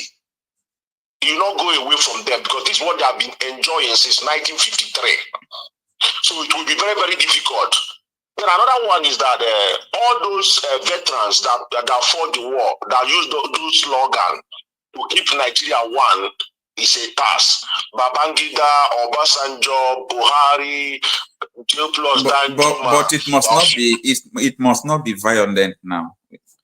See, no. Okocha, let me tell you something. You're not seeing it. Look at the direction that Fullani are going now. Like this tax reform now. As I'm talking to you, they are still destroying alcohol in the north. Yeah, I know. So they are still destroying alcohol, and they are taking more VAT. They are getting more money.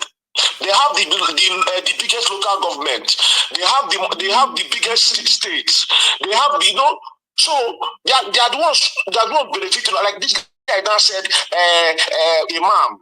We are not talking about Imam. They can do whatever they want to do at their mosque. But did you know Ahmadu Bello University till date, and an Hausa man can never be vice chancellor there. All these general hospitals, and they even have it in Kwara State, in Lorraine. A Muslim, and he called Yoruba.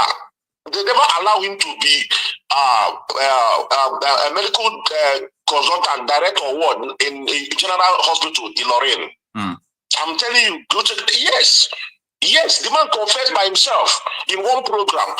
The man, upon all his experience, he said he spent 27 years there as consultant. Then they kidnapped him. He now run away from Nigeria because his children are in America. They asked him as a doctor. He came back to America. He started afresh with all his experience. The man said they kidnapped him with his driver. They paid 10 million then. So if you take all these places and you see how they are radical in Kwara State, so they cannot stop. They cannot stop. So it's going to get to violence, because when you remove their food from their mouth, quota system. When you have 120, they will not take you in university. You will see somebody that have 50, 40. That person will get to university. They will reject you. It doesn't matter where you are. It doesn't matter if you are the north, if you are the west, if you are the south. It doesn't matter. Then the people that are in the south decided doing indigenous. They start considering people like indigenous. But when you get to generally, the northerners, which is the Fullanis, are going to take first. They are going to go in first. whether they like it or not. Okay, look at this aviation school now. People just said, I want to separate them. You saw how they are shouting. So it's not going to be easy. It's going to be war. Forget about all these things they are pretending, but the middle belt, we now know the North. The North is now the Fullani, not the Hausa Fullani. But when it suits them, they will call Hausa Fullani. But what bleeds my heart is that the southern politicians are still sleeping. When I was small, when I was a little boy, they would say a northerner is northerner want to be president, that is coming to Enugu, that is coming to Anambra, that is visiting. Now, if you want to be governor of Enugu State or governor of Anambra State, Imo State, they will be traveling to North, going and turbaning their hair. Go and turbaning their hair just for them to get validation from the North, which is the Fulanis. So, and they made it now. Tofa came to Enugu. Now they are not coming anymore. Now we are the one going to them. I don't know if I'm going to call it cowardice or I'm going to call it that they are stupid or they are greedy. And people are dying every day. So it's not going to be easy for the Fulanis to leave Nigeria in peace. And when you look at like what that man said on that television, that Arise television, he said everybody are indigenous. Hausa are indigenous. These people are indigenous. Only the Fulanis, where are they? Who are they? You see? So I see war. I see war. It's not going to be easy. Okay, look at what Ojukwu spoke about how many years ago. It's still relevant to date. Does it mean a country? Does it show that this country is going to work? Okay, now, they have turned everybody to Almajiri from north to west to east to south. Everybody's like Almajiri. Not everybody. I am not Almajiri. I'm not. No. You're still getting what to eat. The people are Almajiri now because now, you see, Almajiri has different levels. Like when you come to the south now, or the east, people, we don't used to see beggars before. Now we see Igbo people begging. I understand. The same thing with Yoruba. So they told everybody to beggars. People are coming, corporate people are coming. We just give them, we gave it name. Corporate beggars. No, listen, Amajiri, people don't beg before. And you cannot come to Southeast and see people waiting for bread or waiting for palliative. For what? And people are not dying because of palliative. So they've told everybody to hunger. Okay, let me go to this EFCC and in Anambra State. When you take a picture in Abuja, you will see little children driving cars, 2024 model, big cars. Even they are doing car race. They are racing on the street of Abuja. Nobody is going to their houses and say this person is a Yahoo. This is a Yahoo. This person. Nobody is going there to ask a question. But when it comes to Southeast or the West or whatever, all those misnames like the late EFCC man, you saw his name. Because the second man went inside and he heard the gunshot. He said, okay, let me go in because if anything, he will not shoot me because I'm the son of the soil. Because when they see beautiful cars, a young person, you know that a lot of Southwest people now and Southeast people now, they are into coding, they are into tech. Everybody's trying a way to help themselves. See, people are making skits to survive. People are doing everything. Young boys are doing everything to survive. And when they survive, because they are getting money in dollars, some of them, they will buy beautiful cars. And the EFCC will come from somewhere and say they are doing Yahoo. I know there's something like Yahoo, but you have to do investigation first before coming to somebody and providing that person is a Yahoo because he has a laptop, because he's doing coding. People are paying now to do coding, just to learn it. So Nigeria is not going to break in peace since this is not touching the Fulanis. The bottle has been removed from their mouth. So if anyone that is saying that Nigeria will break in peace, Nigeria will not break in peace. It will be like Zongo and his co-Q. Let me tell you, that's my final stake here. Thank you so much. All right. Thank you so much for your submission and opinion. Anyway, our brother that just speak now said that he don't think Nigeria can break in peace. What do you think about it? And also, you should think that it's not going to be like that or opposite, or you think that the solution of Nigeria is not what it is. Let us know what you think about it, okay? Stay with me.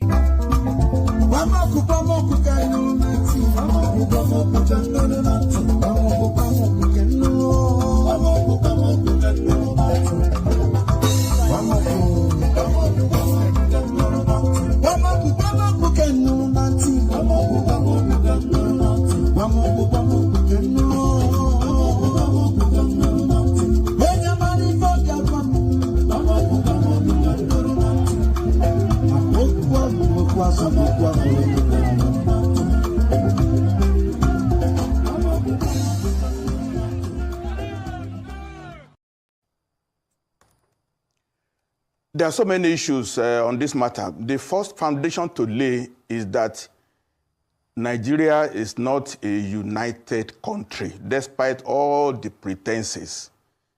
We are not South since 1914. It has not changed. The North, at the flip of a switch, they are able to shout Northern interest. The Southerners are laid back, hoping that, oh, we are civilized. We don't want to talk about tribalism. Tribalism is at play. We are pretentious about this matter. Look, the North has taken us for a ride for too long.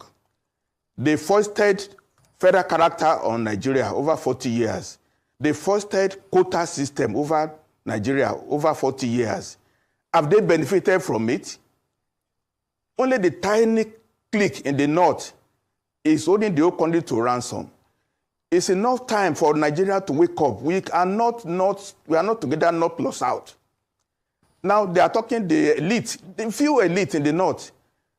Like if feeding bottle is going to be removed from their mouth. That's what they are doing. They are shouting. They are forming a group now. Lead of Northern Democrats. The governor of Bauchi was talking. They won't be able to pay salaries again. They won't be able to do that. Look, the North has damaged Nigeria fundamentally with this attitude. Who are the Nigerians who are now Japan now? They are Southerners. The South invested in education massively in the 50s and the 60s. The products now are being driven out of Nigeria. Can you find the Fullani man in London or in New York practicing medicine, practicing engineering? It's Yorubas, the Igbo, Southerners that are marginalized. It's time to call the bluff of the North. Not because we even support what Tinubu is doing, but we have to converse about Nigeria. Nigeria is not, we are pretentious. Let's go to the brass tacks. That's why we are calling for regionalization. The North is separate from the South. That's just the truth. That's just the truth, unless we are deceiving ourselves.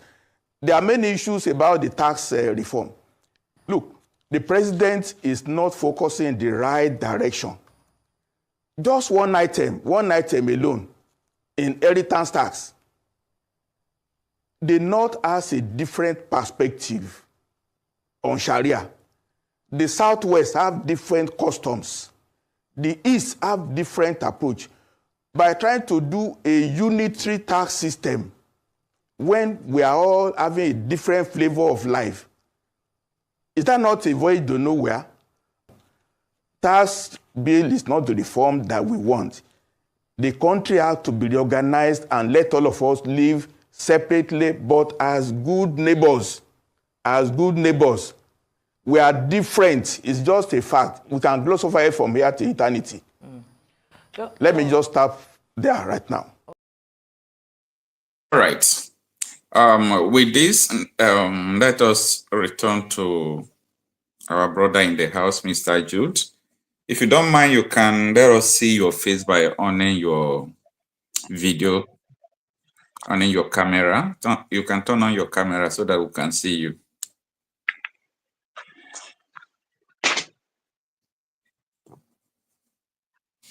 All right. Good morning, sir. Thanks for joining us. Yeah, good morning. All right. If you don't mind, if you don't want us to regard you to Jude, is it Jude Skinner Bado? I don't know. I don't think that is your name. You can tell us your name. No, you got my name the first time, so let's leave it with Jude. Okay, Mr. Jude. All right. Where are you joining us from? Yeah, I'm actually in the US. Yeah. All right, sir. Congratulations on your successful inauguration of your president, even though you did not vote for him or you voted for him. Anyway, Okay. Thank you. You just you said? I said thank you. All right, thank you so much. You just listened to what the secretary to the Eminent Elders Forum said about the situation of Nigeria. So I am saying that this is not the first time we are talking about all these things. So it's not as if this thing is just happening now. It has been right from the beginning. This is the truth. We know that we are not one. We are not one does not mean we are not brothers as Africans. So we can live, go to different places, go to different countries as Africans. We can do visa-free to many places. But when it comes to bringing people to one nation, amalgamating people to one nation, we have known that this is a problem to us. And the reason why we keep on saying that it's a problem is because of the reality on ground. That what is happening in Nigeria has never happened in any country in the world. To the extent that the record of 2 months death in Nigeria surpassed the whole killing in 1 year in Ukraine. And they said there is no war in Nigeria. So what is your take about this? What do you think that could be the solution, if not division, that someone like me believe that that could be the solution? Okay, thank you for your question. This is my second time calling on your show. I called some months back. Then you still believe they won Nigeria. so I remember I got into an argument. And that was when. That was last year, sometime last year. But you still believe that there was a way that we could work it out. You are very optimistic then, you know. Well, but when I called in, I was telling you that it's not possible for us to make a headway. Okay. Yeah. So the way I see it is actually unfortunate. So the problem we have actually is that many of us are insincere, and I think it's two-pronged. And okay. I place the blame of what is happening to us in Nigeria and by extension Africa at the foot of our elite. And our elite are those people who I consider those people who are very highly educated, and then those who are widely traveled. Okay. So educated by those who have acquired Western education and all that. And then not everybody who has acquired Western education has been widely traveled. So some people who have also been widely traveled have not acquired that formal education. But the reason why I consider them our elite is, that traveling has a way of educating you, broadening your mind and scope. You are and then right. You can see the world for what it is. You are right. And then also getting educated, or Western education, some form of education, has a way of also broadening your mind and your intellect, and then you see the world for what it is. So these two set of people, the elite are supposed to be the vanguard. Those are the vanguard of they should be those are the vanguard of protecting and let me say canvassing for a group of people, because those people who have not been exposed don't know. They are ignorant. They don't know. Yeah. So for all races, like for the white, the Caucasian, they are explorers. Those that traveled, came to Africa, went around the world. They are part of the elite group. And then the scientists, those that studied and everything, they're also part of the elite group. And the place of Europeans now in the world is because of the combined effort of all those people. Yeah. And then the other people now are also benefiting. They are benefiting from the combined work done by all this elite group. So the problem we have as Africans, I place it at the foot of the elite group, because we are the ones who understand and who have seen what is really going on. Now the problem with the elite is that there are two groups. One are those people who are hypocritical. They know the truth, but they just they've just maybe come they are to protecting their interests, maybe business or in politics. yeah, you know, they know like, oh, this is what it is actually, but they just say, oh, they just accept it. They be like, maybe this is beyond them. They look at, you know, what is involved and like, okay, they're overwhelmed, and you know, and then there's also that group that is, I feel, maybe innately wicked. You know, so I don't know which one is better than which. I just feel that they are just both detrimental to the collective of everybody, because so they see the truth, they know the truth, but they keep telling a lie. You know, instead of staying with the truth, even if it means you die, but just say no, this is what it is. We're not going to change, so that everybody that comes outside you knows that this is what we should go after. What they do is now they change it, they change the game, they change the narrative, and it's their behavior that has made Nigeria fester for as long as it has. And Africa, you know, they call it all sorts of things, agencies, NGO, this school, that one. So it looks like we have something that is working when we have nothing. We have a rotten foundation. And the foundation is that what you have is something that was built so that you cannot actually progress. It was done intentionally. And so if you decide to move in any way, you like do this, the university, this to cover this mineral here, do that, do elections, you still come back to, you know, because that foundation is rotten. So what other people would have done is make sure they attack that thing. They are intellectuals. They write books. They make movies until they cut it off. Even if it takes them 1 century.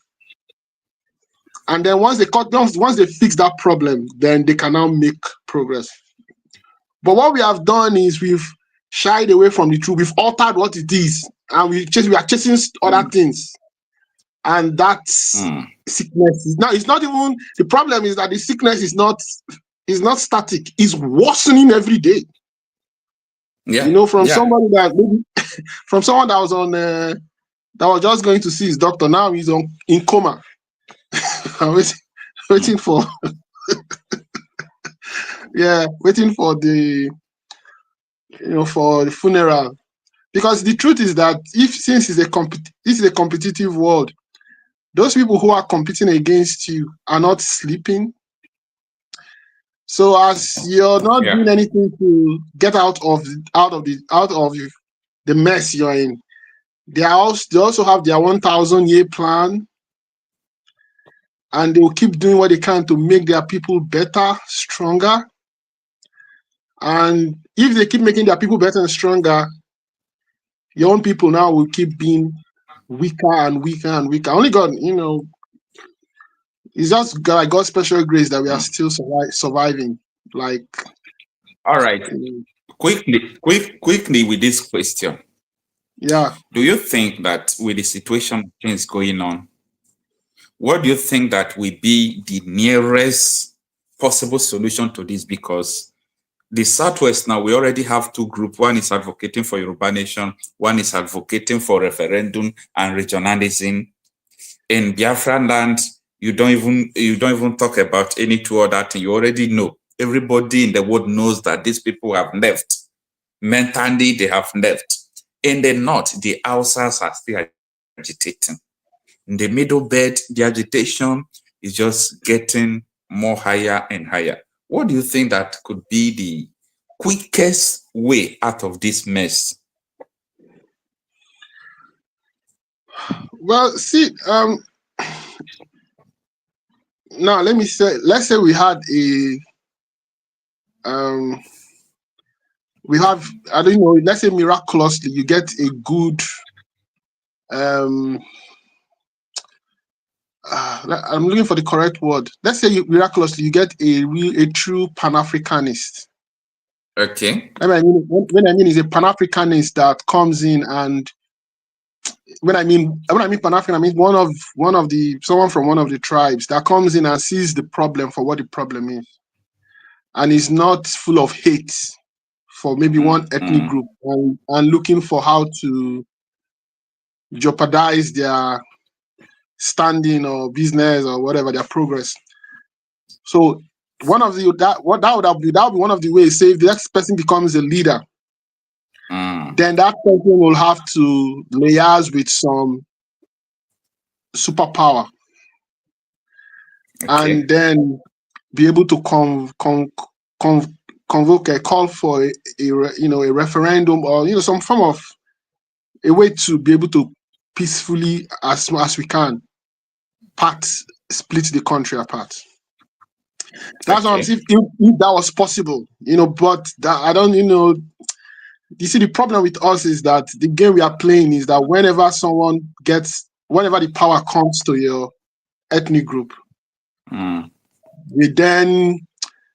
we start thinking of that was what this man is saying, that Hausas have done their own.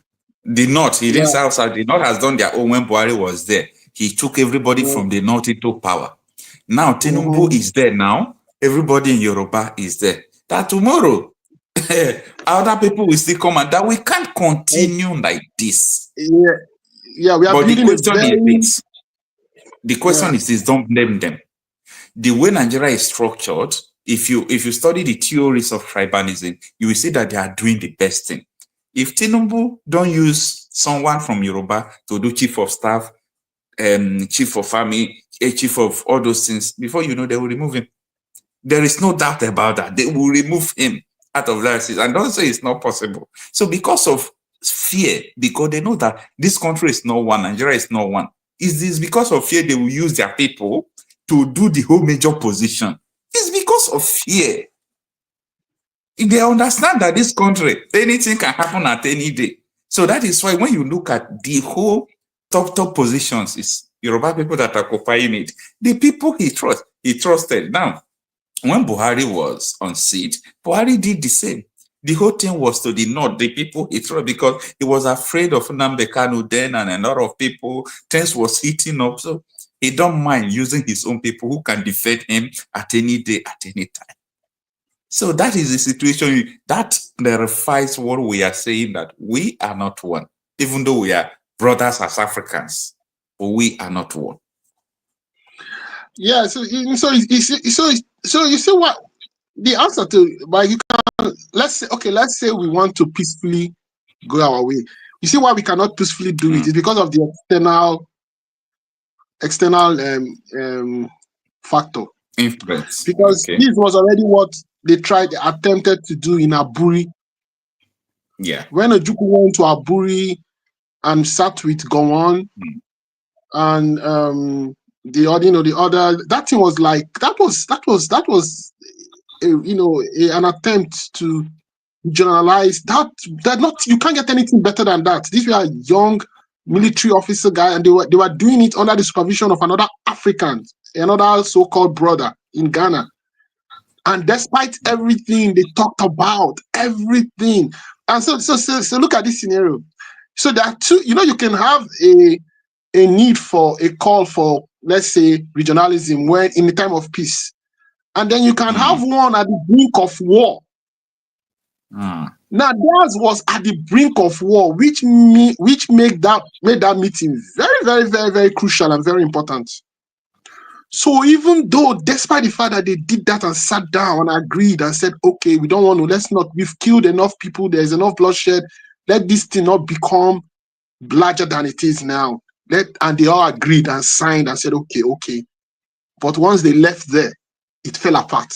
So you see that it's beyond us as because if it was within our purview, then that should have worked. We shouldn't have lost millions of lives. Because that civil war now has further damaged our relationship.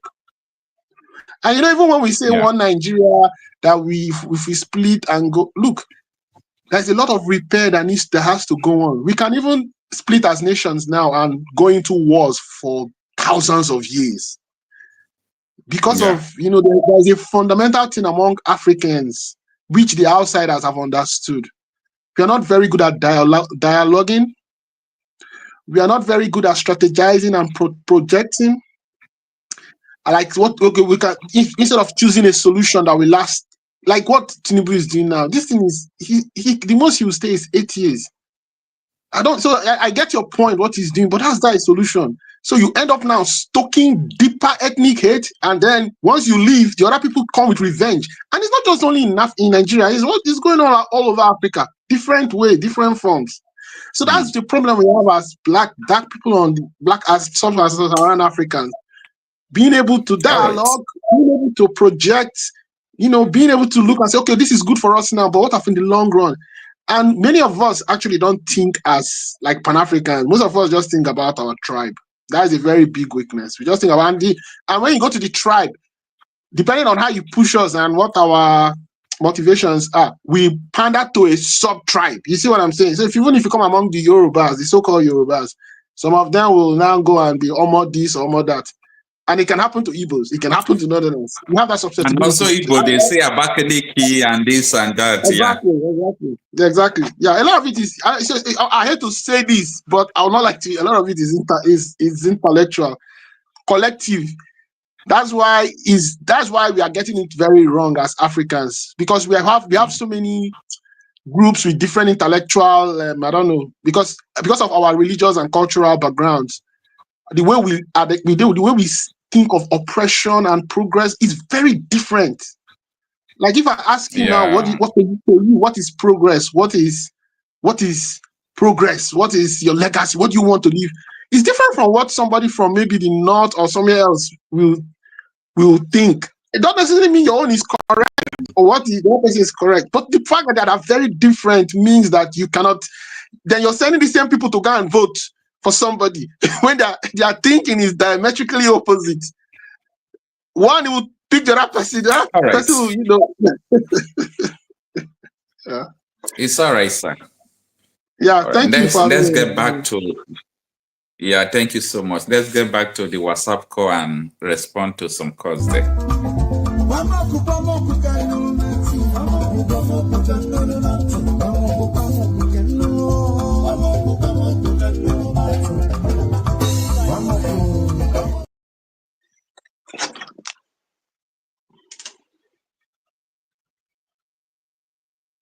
Hello. Hello. Madam Origin, good morning, ma'am. Thank you. It's always good to hear you and all you bring to the table and all you're doing for humanity, because this is a clarion call. Thank you so much, ma'am. Humanity to save lives. To see if we can restore our dignity. That is what you're doing.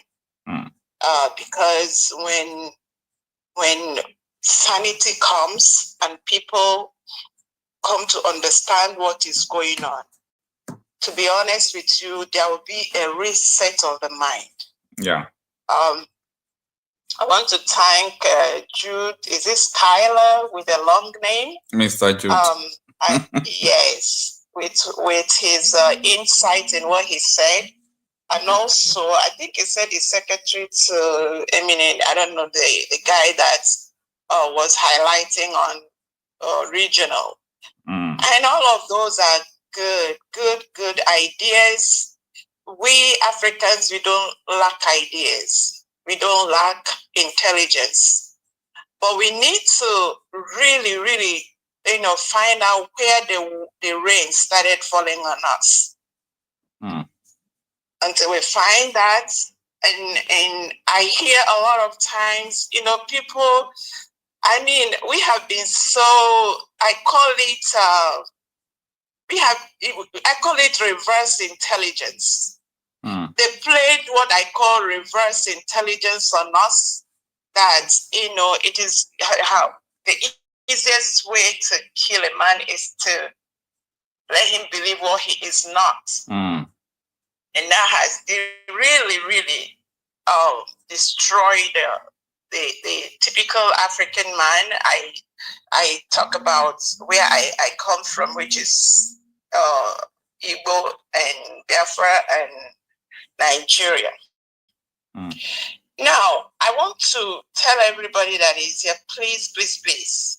You see, for you to gain Pan-Africanism, I'm beginning to doubt when they say tribe, people that are thinking tribe, they have problem. No, I think when we consolidate ourselves as tribes that we are proud of, we can launch forward and reach out to others.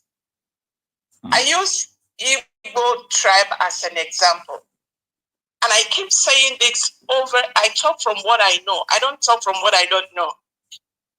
I read this book called The Harold Smith, and since then I've been disgusted, nauseated, livid, and this is what I understood from that. And anybody that wants to talk about Africa or talk about Nigeria or talk about anything about what is going on, if you have not read that book, please don't say a word, because you don't know what is going on in your life. You don't know what has happened to us as a people. I call it a system that they brought in because they saw that the typical, I look at the Hausa people, I cry every day. Those are I think they are the most benevolent in this whole Nigeria. Very accepting, very good people. But see how they are dismantled. Because I think they over-trusted. Instead of trusting, but trying to verify. Someone came to you and told you that what you have is wrong. And now what he gave to you was stinking, because they have charm, they have this, they have all kind of things. You swallow the hook, line, and sinker without comparing what you have with what was given to you. I still go back to this Harold Smith story. What I see there is, it baffled me that this thing called iniquity and sodomy, that they had the icing on it with feudalism, is what was given to. Because when you look at the whole thing, there is no way you can redeem this country called Nigeria. You can't. Because everything that is happening now was going on there. So how can you revamp iniquity that has lasted over 50 to 60 years? And the people have been conditioned to believe in reverse intelligence. If an average Nigerian don't speak English correctly, or go to get this quote job that they started to introduce iniquity before they give you a job, you are not anything. When we were raised to preserve our heritage, dignity, respect. I was raised in a village. I know what I'm talking about. And today, everything is money. If you don't have money, you can't get a position. When back in those days, we get the best of us. And we respect anybody that said, like I said, I keep talking. I talk from what I know. We respect our elders and our leaders. But when they trip, there is an adage in my language. It says,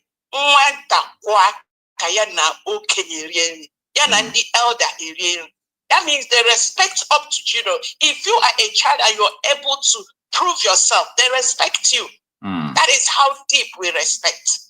Forget all these things they talk about. Igbo people, that we have the highest respect because we give the highest respect to who deserve it. And that is the problem we are having. And we can't fit in. We'll never fit in. And it's too late to fit in. Because we have been mentioned it, what can be done to dehumanize the people. We have received it. And it is time to move on. I think we have. I rested there, Mr. So all the people that are talking about regionalism, may they leave us so. May they give us some small spec where we could develop our place. Thank you so much for all you do. All right, safety, safety, safety. We need it. Thank you so much. I really appreciate it. God bless you. All right.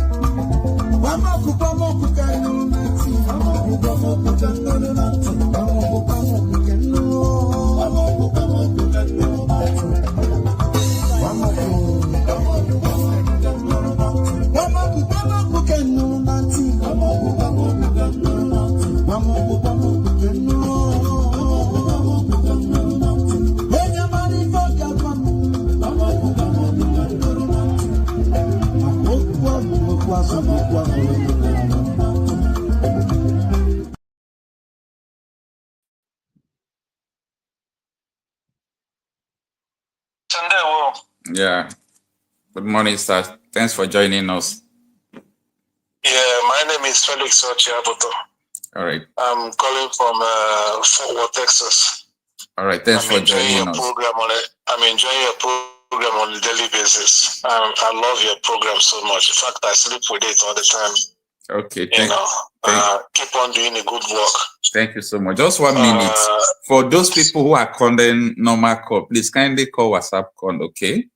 I see a lot of calls coming through the normal call. If I respond to the call, it is going to disturb the network. So let's just be going with the WhatsApp call, please. All right, no problem. I'm calling from WhatsApp with WhatsApp call. Yeah, I know. Some persons are calling direct call. Okay.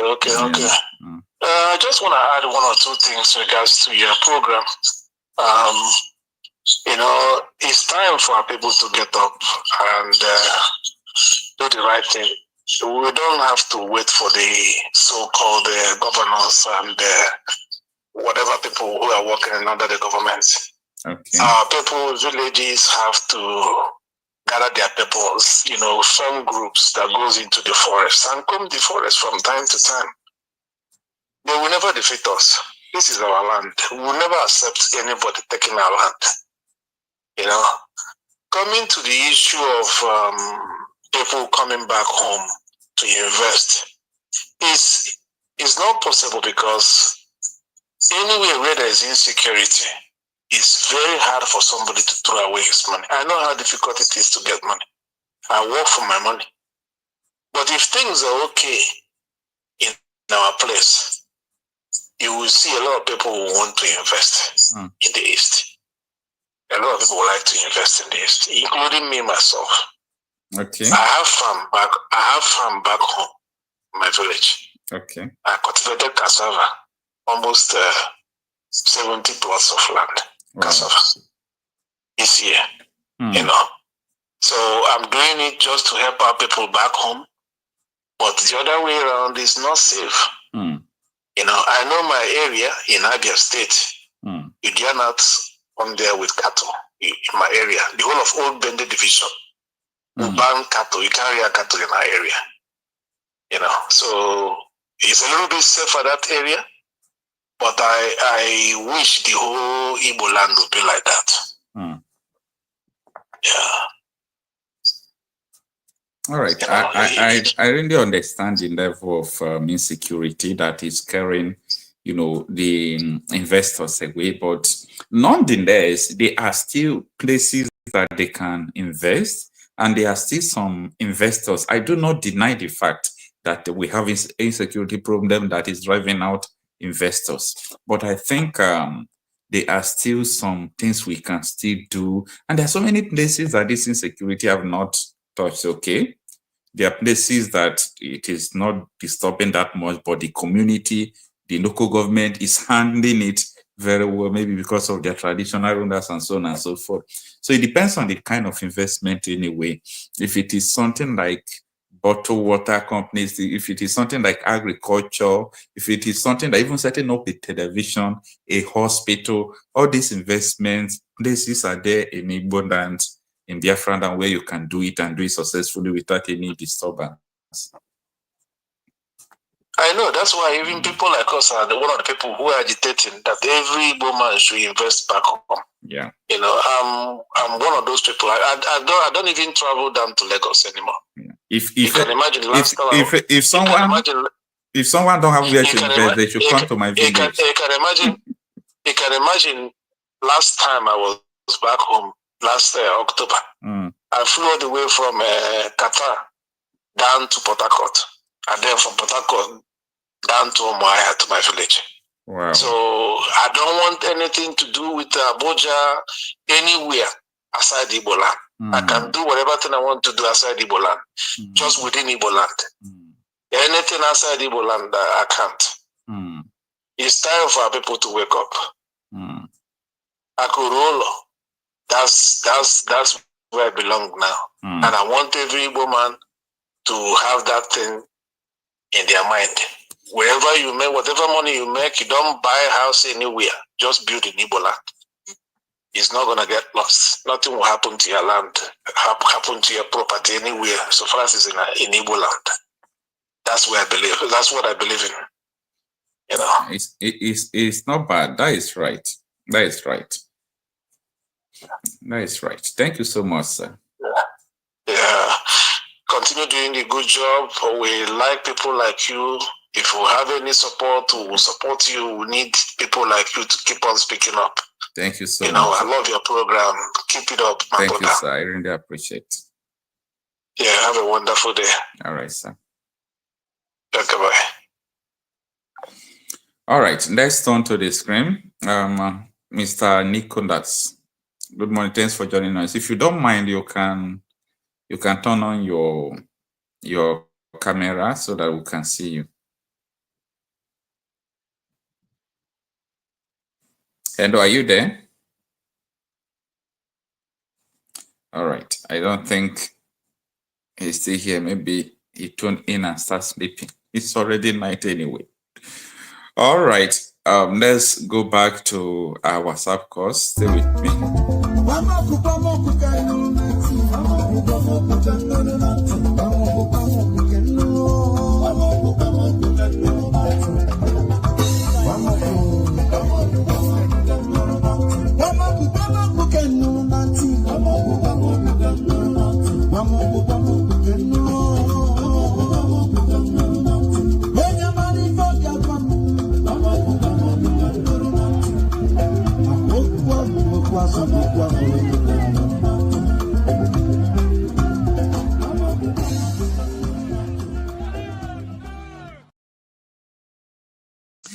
I don't know why some persons are still calling normal call. I can't respond to normal call. Okay, let me respond to it and tell the person to call WhatsApp call.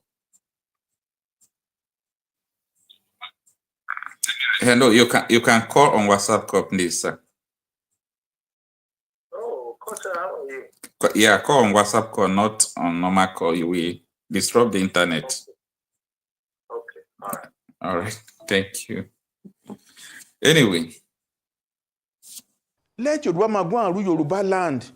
Let the North agree on who will rule Northwest. Let the Kanu rule Northeast. Let the Igbos rule the Southeast. Let the South agree. Then the temperature will come down. I will not want to be running federal election with 200 million naira form because I have to run from Sokoto to Ikotekpene. I will campaign as a premier of Western region where people know me and I know them. I know what they want. The Southwest want to bring all Yorubas who are Japan, bring them back to Nigeria. Nigeria is too hostile for the Yorubas now. Nigeria is a poisoned environment for Yoruba because we invested in education so much and we have lost all the human beings. They are developing other societies. The North will not care less. How many doctors do they have in United States? How many doctors do they have in Europe? These are facts I'm put on the table now. I don't need to sugarcoat anything at all. We are divided. Let's just accept it. It's no fight. It's no war. The North will come up on their own. We will respect each other. But this matter of trying to play some games, President Tinubu is better. In fact, if he runs only one term and he brings this temperature down, his name will go down in history. But if he does not do anything in the next 6 months about restructuring, and he goes to use all the money to run election in 2027 and he wins, and then what? Yorubas will become endangered in the political system because once he leaves, then Nigeria is not safe for Yoruba again. So I told you earlier that one of the reasons why this man is saying so is because of the threat from the northern Nigerian people, the way they are threatening the Yorubas. And for those of you who are just joining in, for the benefit of just the record, these are some of the reasons why this man is saying if Nigeria did not divide before Tinubu leave office, that Yorubas will be in danger in Nigeria. It's because of threats like this. This is a direct message to people from Southwest.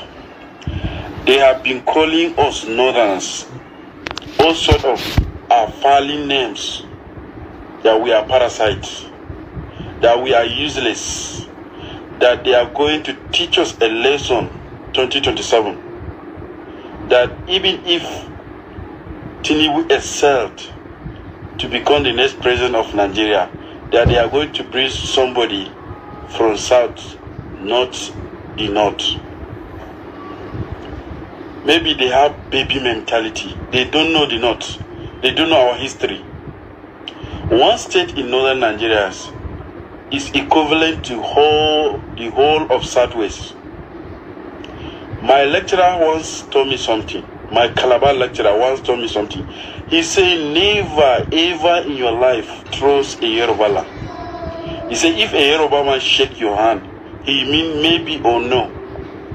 While in your heart, he mean yes. While in his heart, he mean no. He said, if a Yoruba man nod his head, he mean no. They are hypocrite in nature. He said, never ever trust a Yoruba man. Our northern brothers, they make a great mistake. Me personally, I do not vote for Tinubu because I already know the nature of Yoruba. They are hypocrites. They behave like chameleons. And once they hijack power, they are true colors. So I know maybe you must have seen the video, right?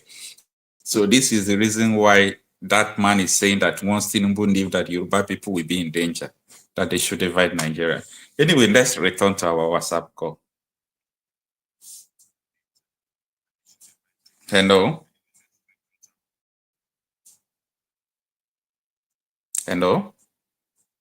Yeah, brother Marcelo, good morning. Good night. Good morning. Good morning, sir. Yeah. Thanks for joining us. Your name and where you are calling from? I'm calling from Austria, you know. My name is Malaki, you know. Malaki. Malaki. Yeah, what is your name? We say Malaki. Is Malaki your name? Malaki.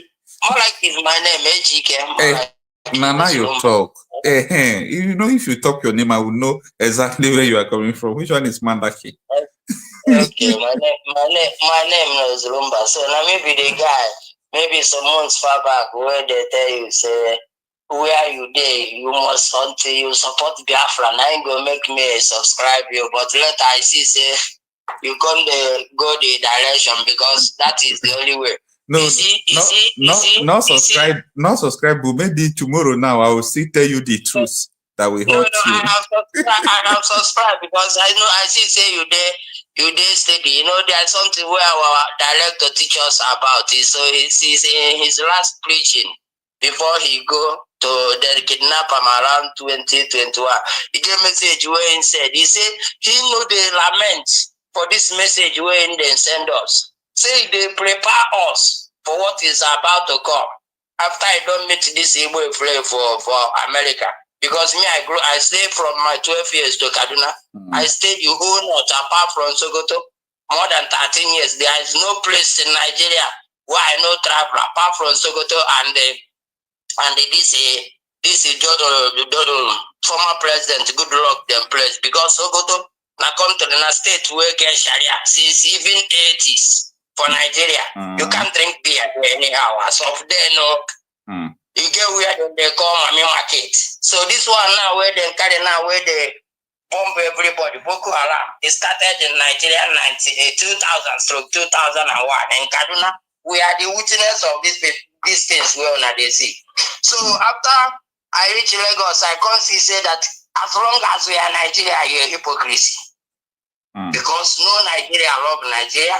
And every Nigeria is a tribalism, hypocrisy, nepotism, but I thank APC for bringing it out. Before you be Nigeria, that means you see truth. You know talk that truth because they favor you. Now to put a panel. I can't shut my TV for Lagos. The day where I travel Nigeria out, na 16th January 2002. That day, na this Adam Shoshimurole.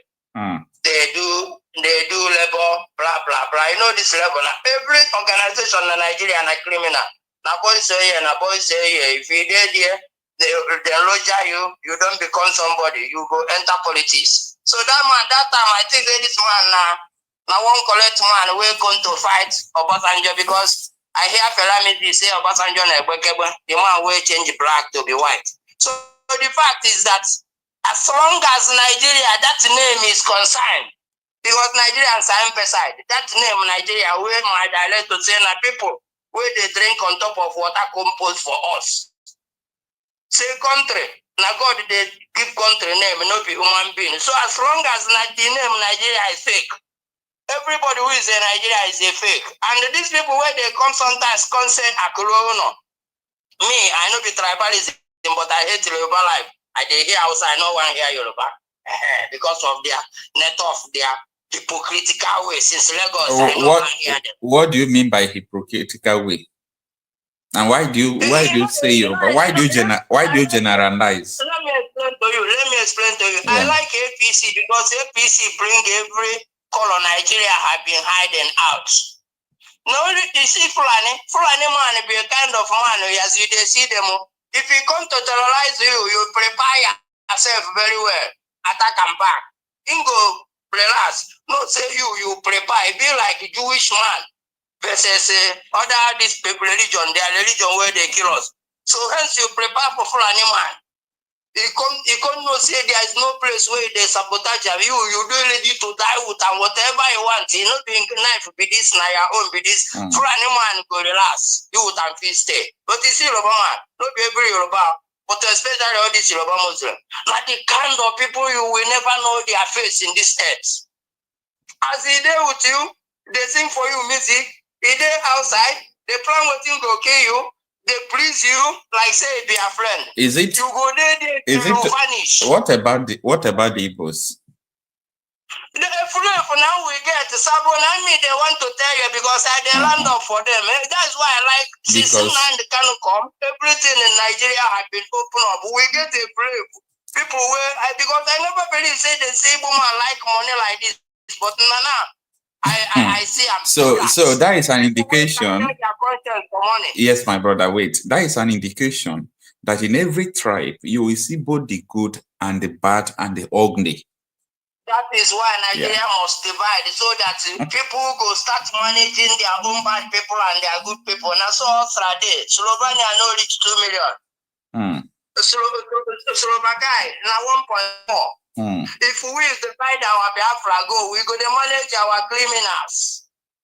Not be say Fullani go come impose say now we be criminals, but where they get their own criminals. So now our place then they go they decide where then they massacre criminals, hang criminals. Don't say if we get our Biafra, we go treat our criminals on our own way. In this country, why they know they kill their indigenous. So now, if we leave that one apart, coming to these Igbo people where they tell you, Akulona all the time. Me, I like to invest in Nigeria, in Igbo land. Sorry for mentioning Nigeria, in Igbo land. But you go invest where before an man. You do invest for Akulona. Fullani man still be controller of custom. Fullani man, now be still be police, we go guide the motor. It depends on what you want to invest. What do you want to invest? Nothing to invest in Nigeria. Are you investing where you can agriculture? Why I know very well from my so village. What are you saying now with some of us who are in Nigeria? So what are you telling us to go to hell? The only thing that can save us at everlasting life is only when you get Biafra. If you get Biafra, if you want to talk, you divide your name of your own data from that Biafra. These people where they claim Nigeria data go choose their own name. Everybody go down his own. People join. we join ourselves together. That is how we can grow any investment. It lasts forever. Not be this place where market they born and not fire service. What you invest in, you know they guarantee in 20 years that is still there. Yeah, most of the things you are saying is true. Most of the things you are saying is true here, okay? Nothing can work under the name Nigeria. Make Nigeria people stop patching. Everybody should rise up and destroy the name Nigeria before it go destroy us. That's the point here. So that you are going to have any way they invest go be everlasting. People where they never market now, they never lose all their whole wealth. Who will pay them back? Not before Akulono, then they not be able to be that place. You get a free. No insurance. No insurance. If I burn your things, you're on your own. This man, so no, if I carry gun, I go shoot him because I'm the only governor in my life we used to pack dirty to make campaign. Immediately when I make that campaign, I tell my friend here, I say this man don't fail. I never hear him in my word. Where you go meet people where they rent tipper and caterpillar. Government to pack dirty no be 1 week. And now if we go here, they use dirty, they speak English. Oh, now we Igbos don't become people who be dirty people. Pass Lagos. It's okay. Nothing will go work in Igbo land. We can only manage so far as we get these slaves where they go north, go take a Takia first before they become governor. Nothing to work. The first thing we go do is to chase these people away, and our life will be new. No shortcut. That's how other world do it. So all it's right, better everybody thank you. that inherit to Biafra. All right, thank you for your opinion. If you get freedom, you get investment. If you don't get freedom, no investment. We should stop this Preterian Igbo and the Igbo and speak this. The other one speak this. But very soon, all of them go on away. Very, very soon. Thank you Until we get Biafra, now we can get our lives. Thank you so much. So God bless you. All right, thanks. That's the point where we stand the Biafra first before anything go work. All right, thank you so much for joining us. I really appreciate it. God bless you. Good night. All right. Okay, let's have our next caller. Hello. Hello. Yeah, you're with us. Good morning. Thanks for joining us. Your name and where you are calling from? Well, I've called before. I just called back. I don't normally do this, but I have to call back because of one guy. I'm not going to say any wrong word to him, but I want to tell him that because after I spoke my own opinion, and which is the truth, because we all know that Nigeria is not going to work. Nigeria is not going to work. Let's tell ourselves the truth. You saw how that Yoruba guy was saying in that interview. That one name I saw here in the comment section, his name is Azubike Akubeze. I don't know if that is his real name. He said that I sound like ipob. Let me tell you, my brother Azubike Akubeze, I don't know if you are Igbo or whatever. You should have replied to him on the comment section now. No, we are Igbo. I'm not talking. If you want to listen, let him listen. I'm just saying, adding some things. All right, no problem. Just summarize it in 1 minute because others are still coming. He said, yeah, because now I want to tell you, because I repeat again, Nigeria can never break in peace. I repeat again, Nigeria can never break in peace. And that Hausa, Igbo, Yoruba don't even cast. A lot of tribes are in Nigeria now. They wake up, everybody are woken up. Everyone want to get his own share. Everyone want to be on his own because the killings or the Fullani or the cheating of the Fullani and cheating in Nigeria is too much. Everybody is now like, I want to stay on my own. No trust, no love.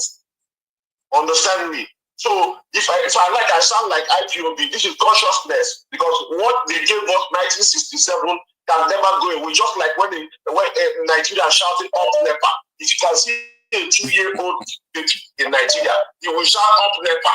So that is how Biafra civil war is. There's no village, there's no family in Igbo land till today that never leaves, that didn't leave 1 or 2 people. Understand me? So it's like a thing, like the same thing with Hausa people. Hausa people are more angry than Igbo people. So there's something like Nigeria. We are Igbos before Nigeria. We are talking about our own things. Everyone can you have said that before now. Yeah, I see. Thank you so much, Okocha. That's what I want to tell. I don't know if that is his real name. All right, thank you so much. All right, let's have another conda. Hello?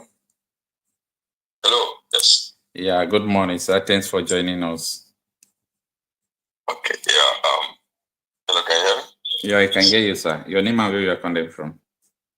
Okay, yeah, I'm online. I'm calling from the US. All right, sir. Yeah, thank you for what you are doing. I watch your show all the time. Most of the times, not live. But I listened to everything that everybody else was saying.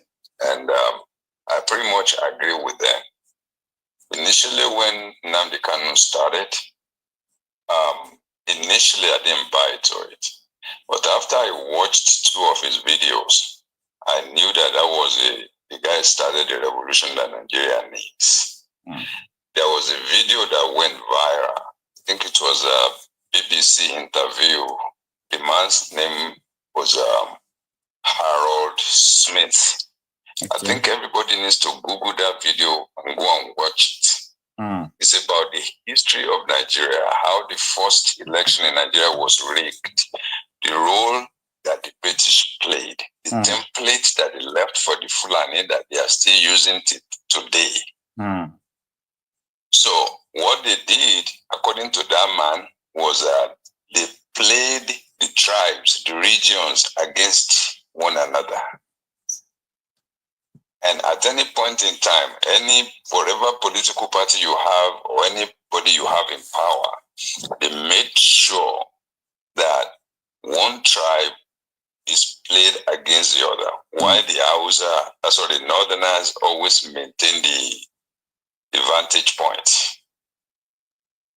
So now that the young people, everybody is rising up, it makes me very happy because I know that the end result will be what everybody wants. But if we don't go to that video and study it and listen to it, we will just be, going around the circle. All right. But once we realize can you do me a favor? Maybe after today's broadcast, you send it to me on WhatsApp. Okay, I will do that. I will appreciate that, sir. Yeah.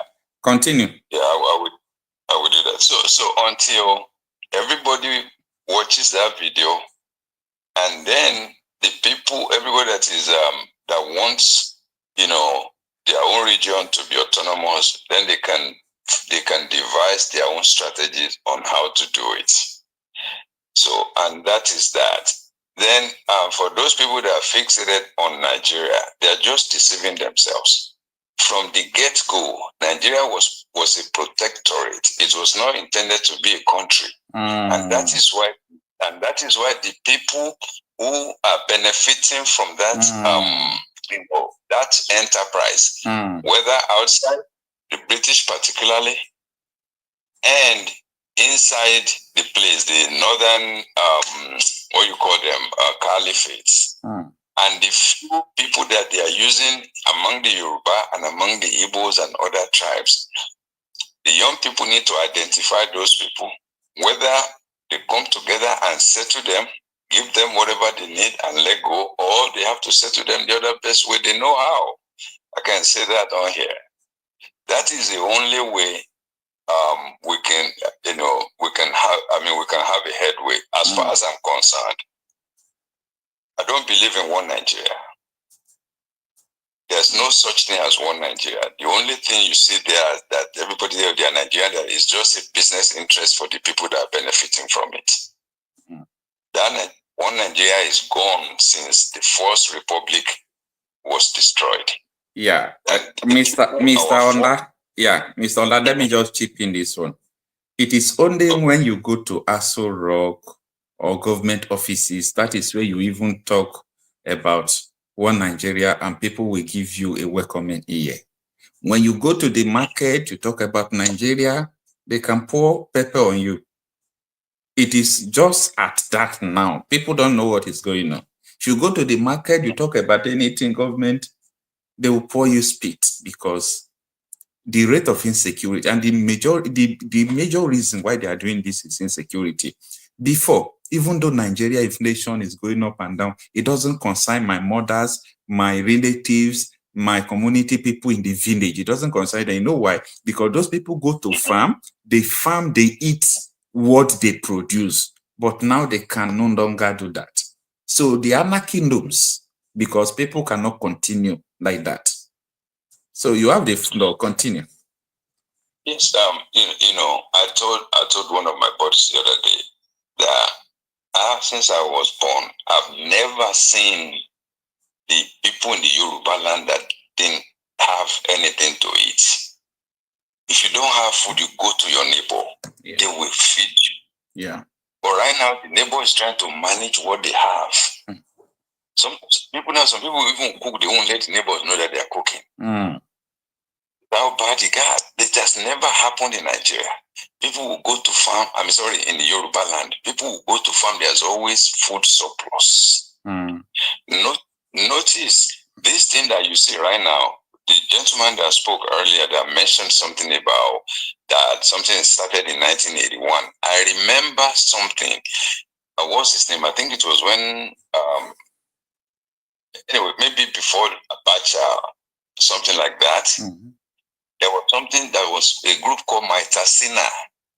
That group was the one that was doing something similar to what Boko Haram is doing right now. Okay.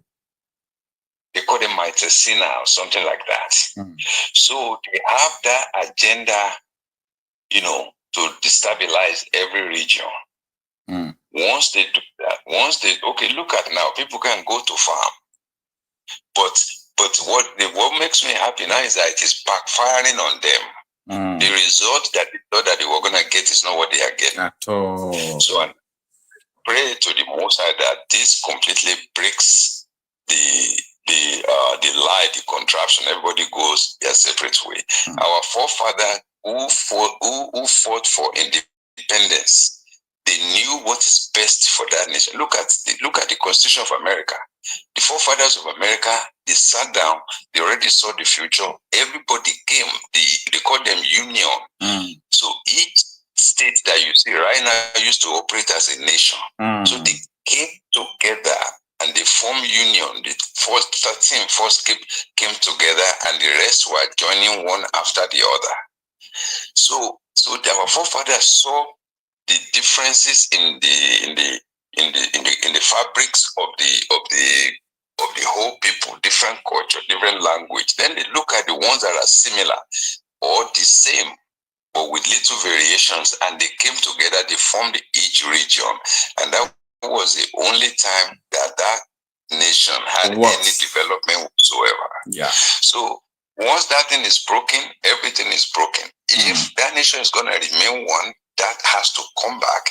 If it is never going to, or is that or they execute the Aburi conference, the one that they have geopolitical regions. If they don't have that, we need to break it. Yoruba needs to go, the Igbo needs to go, and the northern people needs to go. Then if the Hausa people that accepted the Fullani from the beginning, if they want to stay with them, that's their problem. If they want to break with them, that is their problem. But if we don't break the structure that the British put there, that country will never see a light of the day. And they will keep exploiting our natural resources the way they have been doing for decades. And that's what I think about the whole thing. Now, let me round it up this way.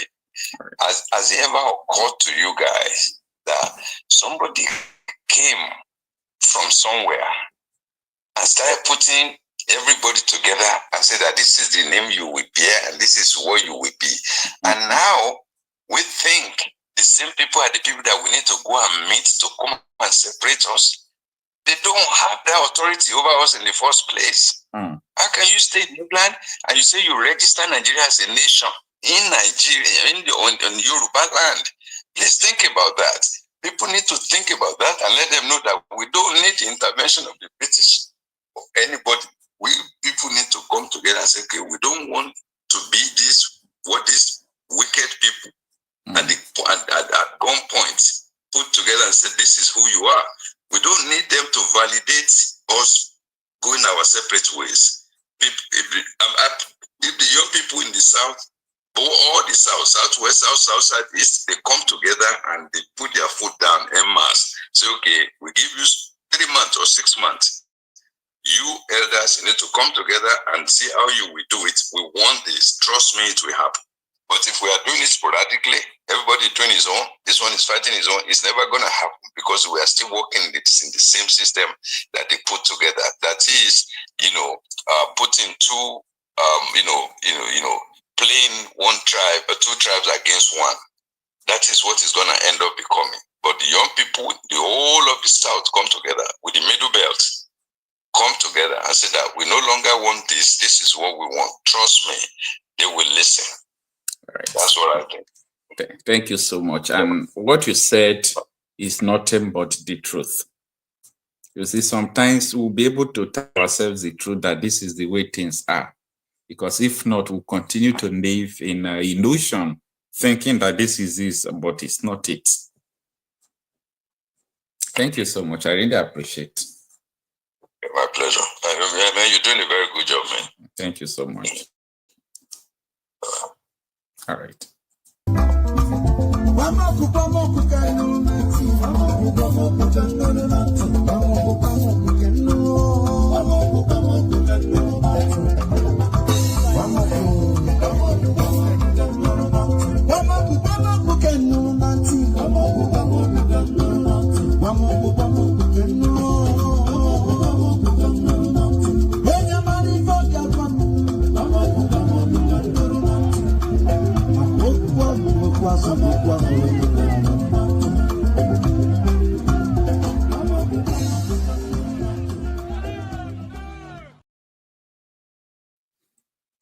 All right, let's have another corner. Maybe this might be our last corner for the day. We are already approaching 3 hours. Hello?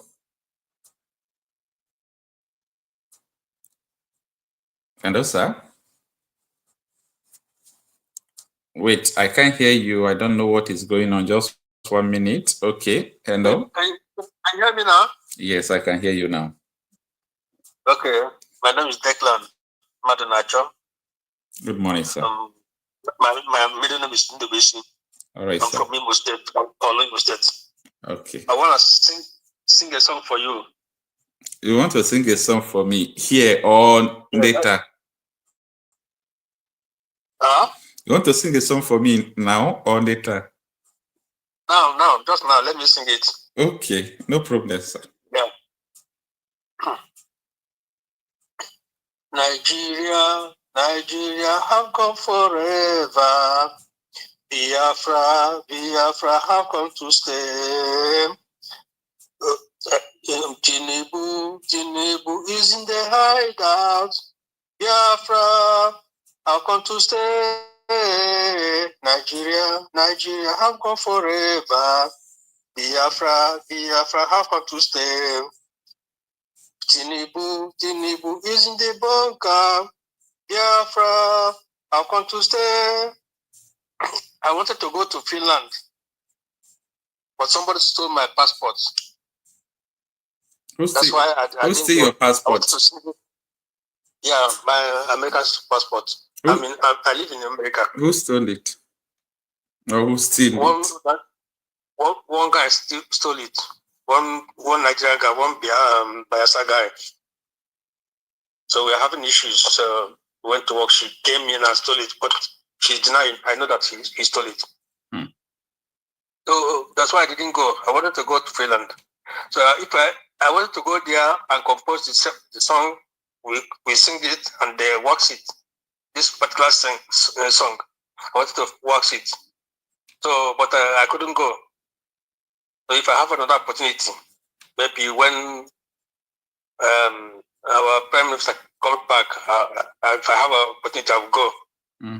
So that's why I wanted to go, and so that I want them to wax it, spread it. this song, they said that they let them know that Nigeria is no more. Because very soon Nigeria will. The song, do you release it or what? Yeah, this song was sung during the Civil War, but it didn't go viral anyway. Just few people sang it. So now I remember it. I just composed it again. I want to bring people together. We sing it. So some women will be there, men will be there, so that it will have a good voice. It will have something like a bass. If the women sing, the men will sing. If you watch it, it will be nice. All right. That's a nice song. Thank you. And that song, yeah. Thank you so much. So I want them to sing. In short, I'm waiting for opportunity to go to either Finland, or if I have this lady's contact about the Prime Minister, I have her contact. I will let her know so that we know what to do. I want this song to be waxed and make it viral. Everybody will get it. Let them rest. All right, thank you so much for joining us. I think this song you sing is a closing song. We are done for the day. Yeah. Thank you so much. Yeah. Let me sing it again before you go. Nigeria, Nigeria. Because if we have many. If I start singing, the other people will be. If I sing, they sing their own. Then there will be chorus. You know. Nigeria, Nigeria, have gone forever. Biafra, Biafra, have come to stay. Tinubu is in the hideout. Biafra, have come to stay. Nigeria, Nigeria, have come. To continue like that. Yeah. All right. Thank you so much. Have a nice evening. All right. Good night. All right. Thank you, everyone, for joining me tonight. I think we'll call it a day. Thank you so much. So, in summary of everything we have discussed today so far about the secretary of the, what is the name of this Elders Forum? Eminent Elders Forum, yeah. Eminent Elders Forum. So, his own stance on issue of Nigeria is something that people must really look into. That is Dr. Mapohunda. Yeah. So it's something that we must look into and continue to spread the truth. So I really appreciate everyone who joined me tonight. Please do me a favor, if you have not subscribed to this channel, subscribe to it, okay? And also help me to share this video to your loved ones. All right, we can call it a day. See you tomorrow. Kindly come to check out for the updates tomorrow. Let Yoruba go and rule Yoruba land. Let the North agree on who will rule Northwest. Let the Kanu rule Northeast. Let the Igbos rule the Southeast. Let the South agree. Then the temperature will come down. I will not want to be running federal election with 200 million naira form, because I have to run from Sokoto to Ikotekpene. I will campaign as a premier of Western region, where people know me and I know them. I know what they want. The Southwest want to bring all Yorubas who are Japan, bring them back to Nigeria. Nigeria is too hostile for the Yorubas now. Nigeria is a poisoned environment for Yoruba, because we invested in education so much and we have lost all the human beings. They are developing other societies. The North will not care less. How many doctors do they have in United States? How many doctors do they have in Europe? These are facts I'm put on the table now. I don't need to sugarcoat anything at all. We are divided. Let's just accept it. It's no fight. It's no war. The North will come up on their own. We will respect each other. But this matter of trying to play some games, President Tinubu is better. In fact, if he runs only one term, and he brings this temperature down, his name will go down in history. But if he does not do anything in the next 6 months about restructuring, and he goes to use all the money to run election in 2027 and he wins, and then what?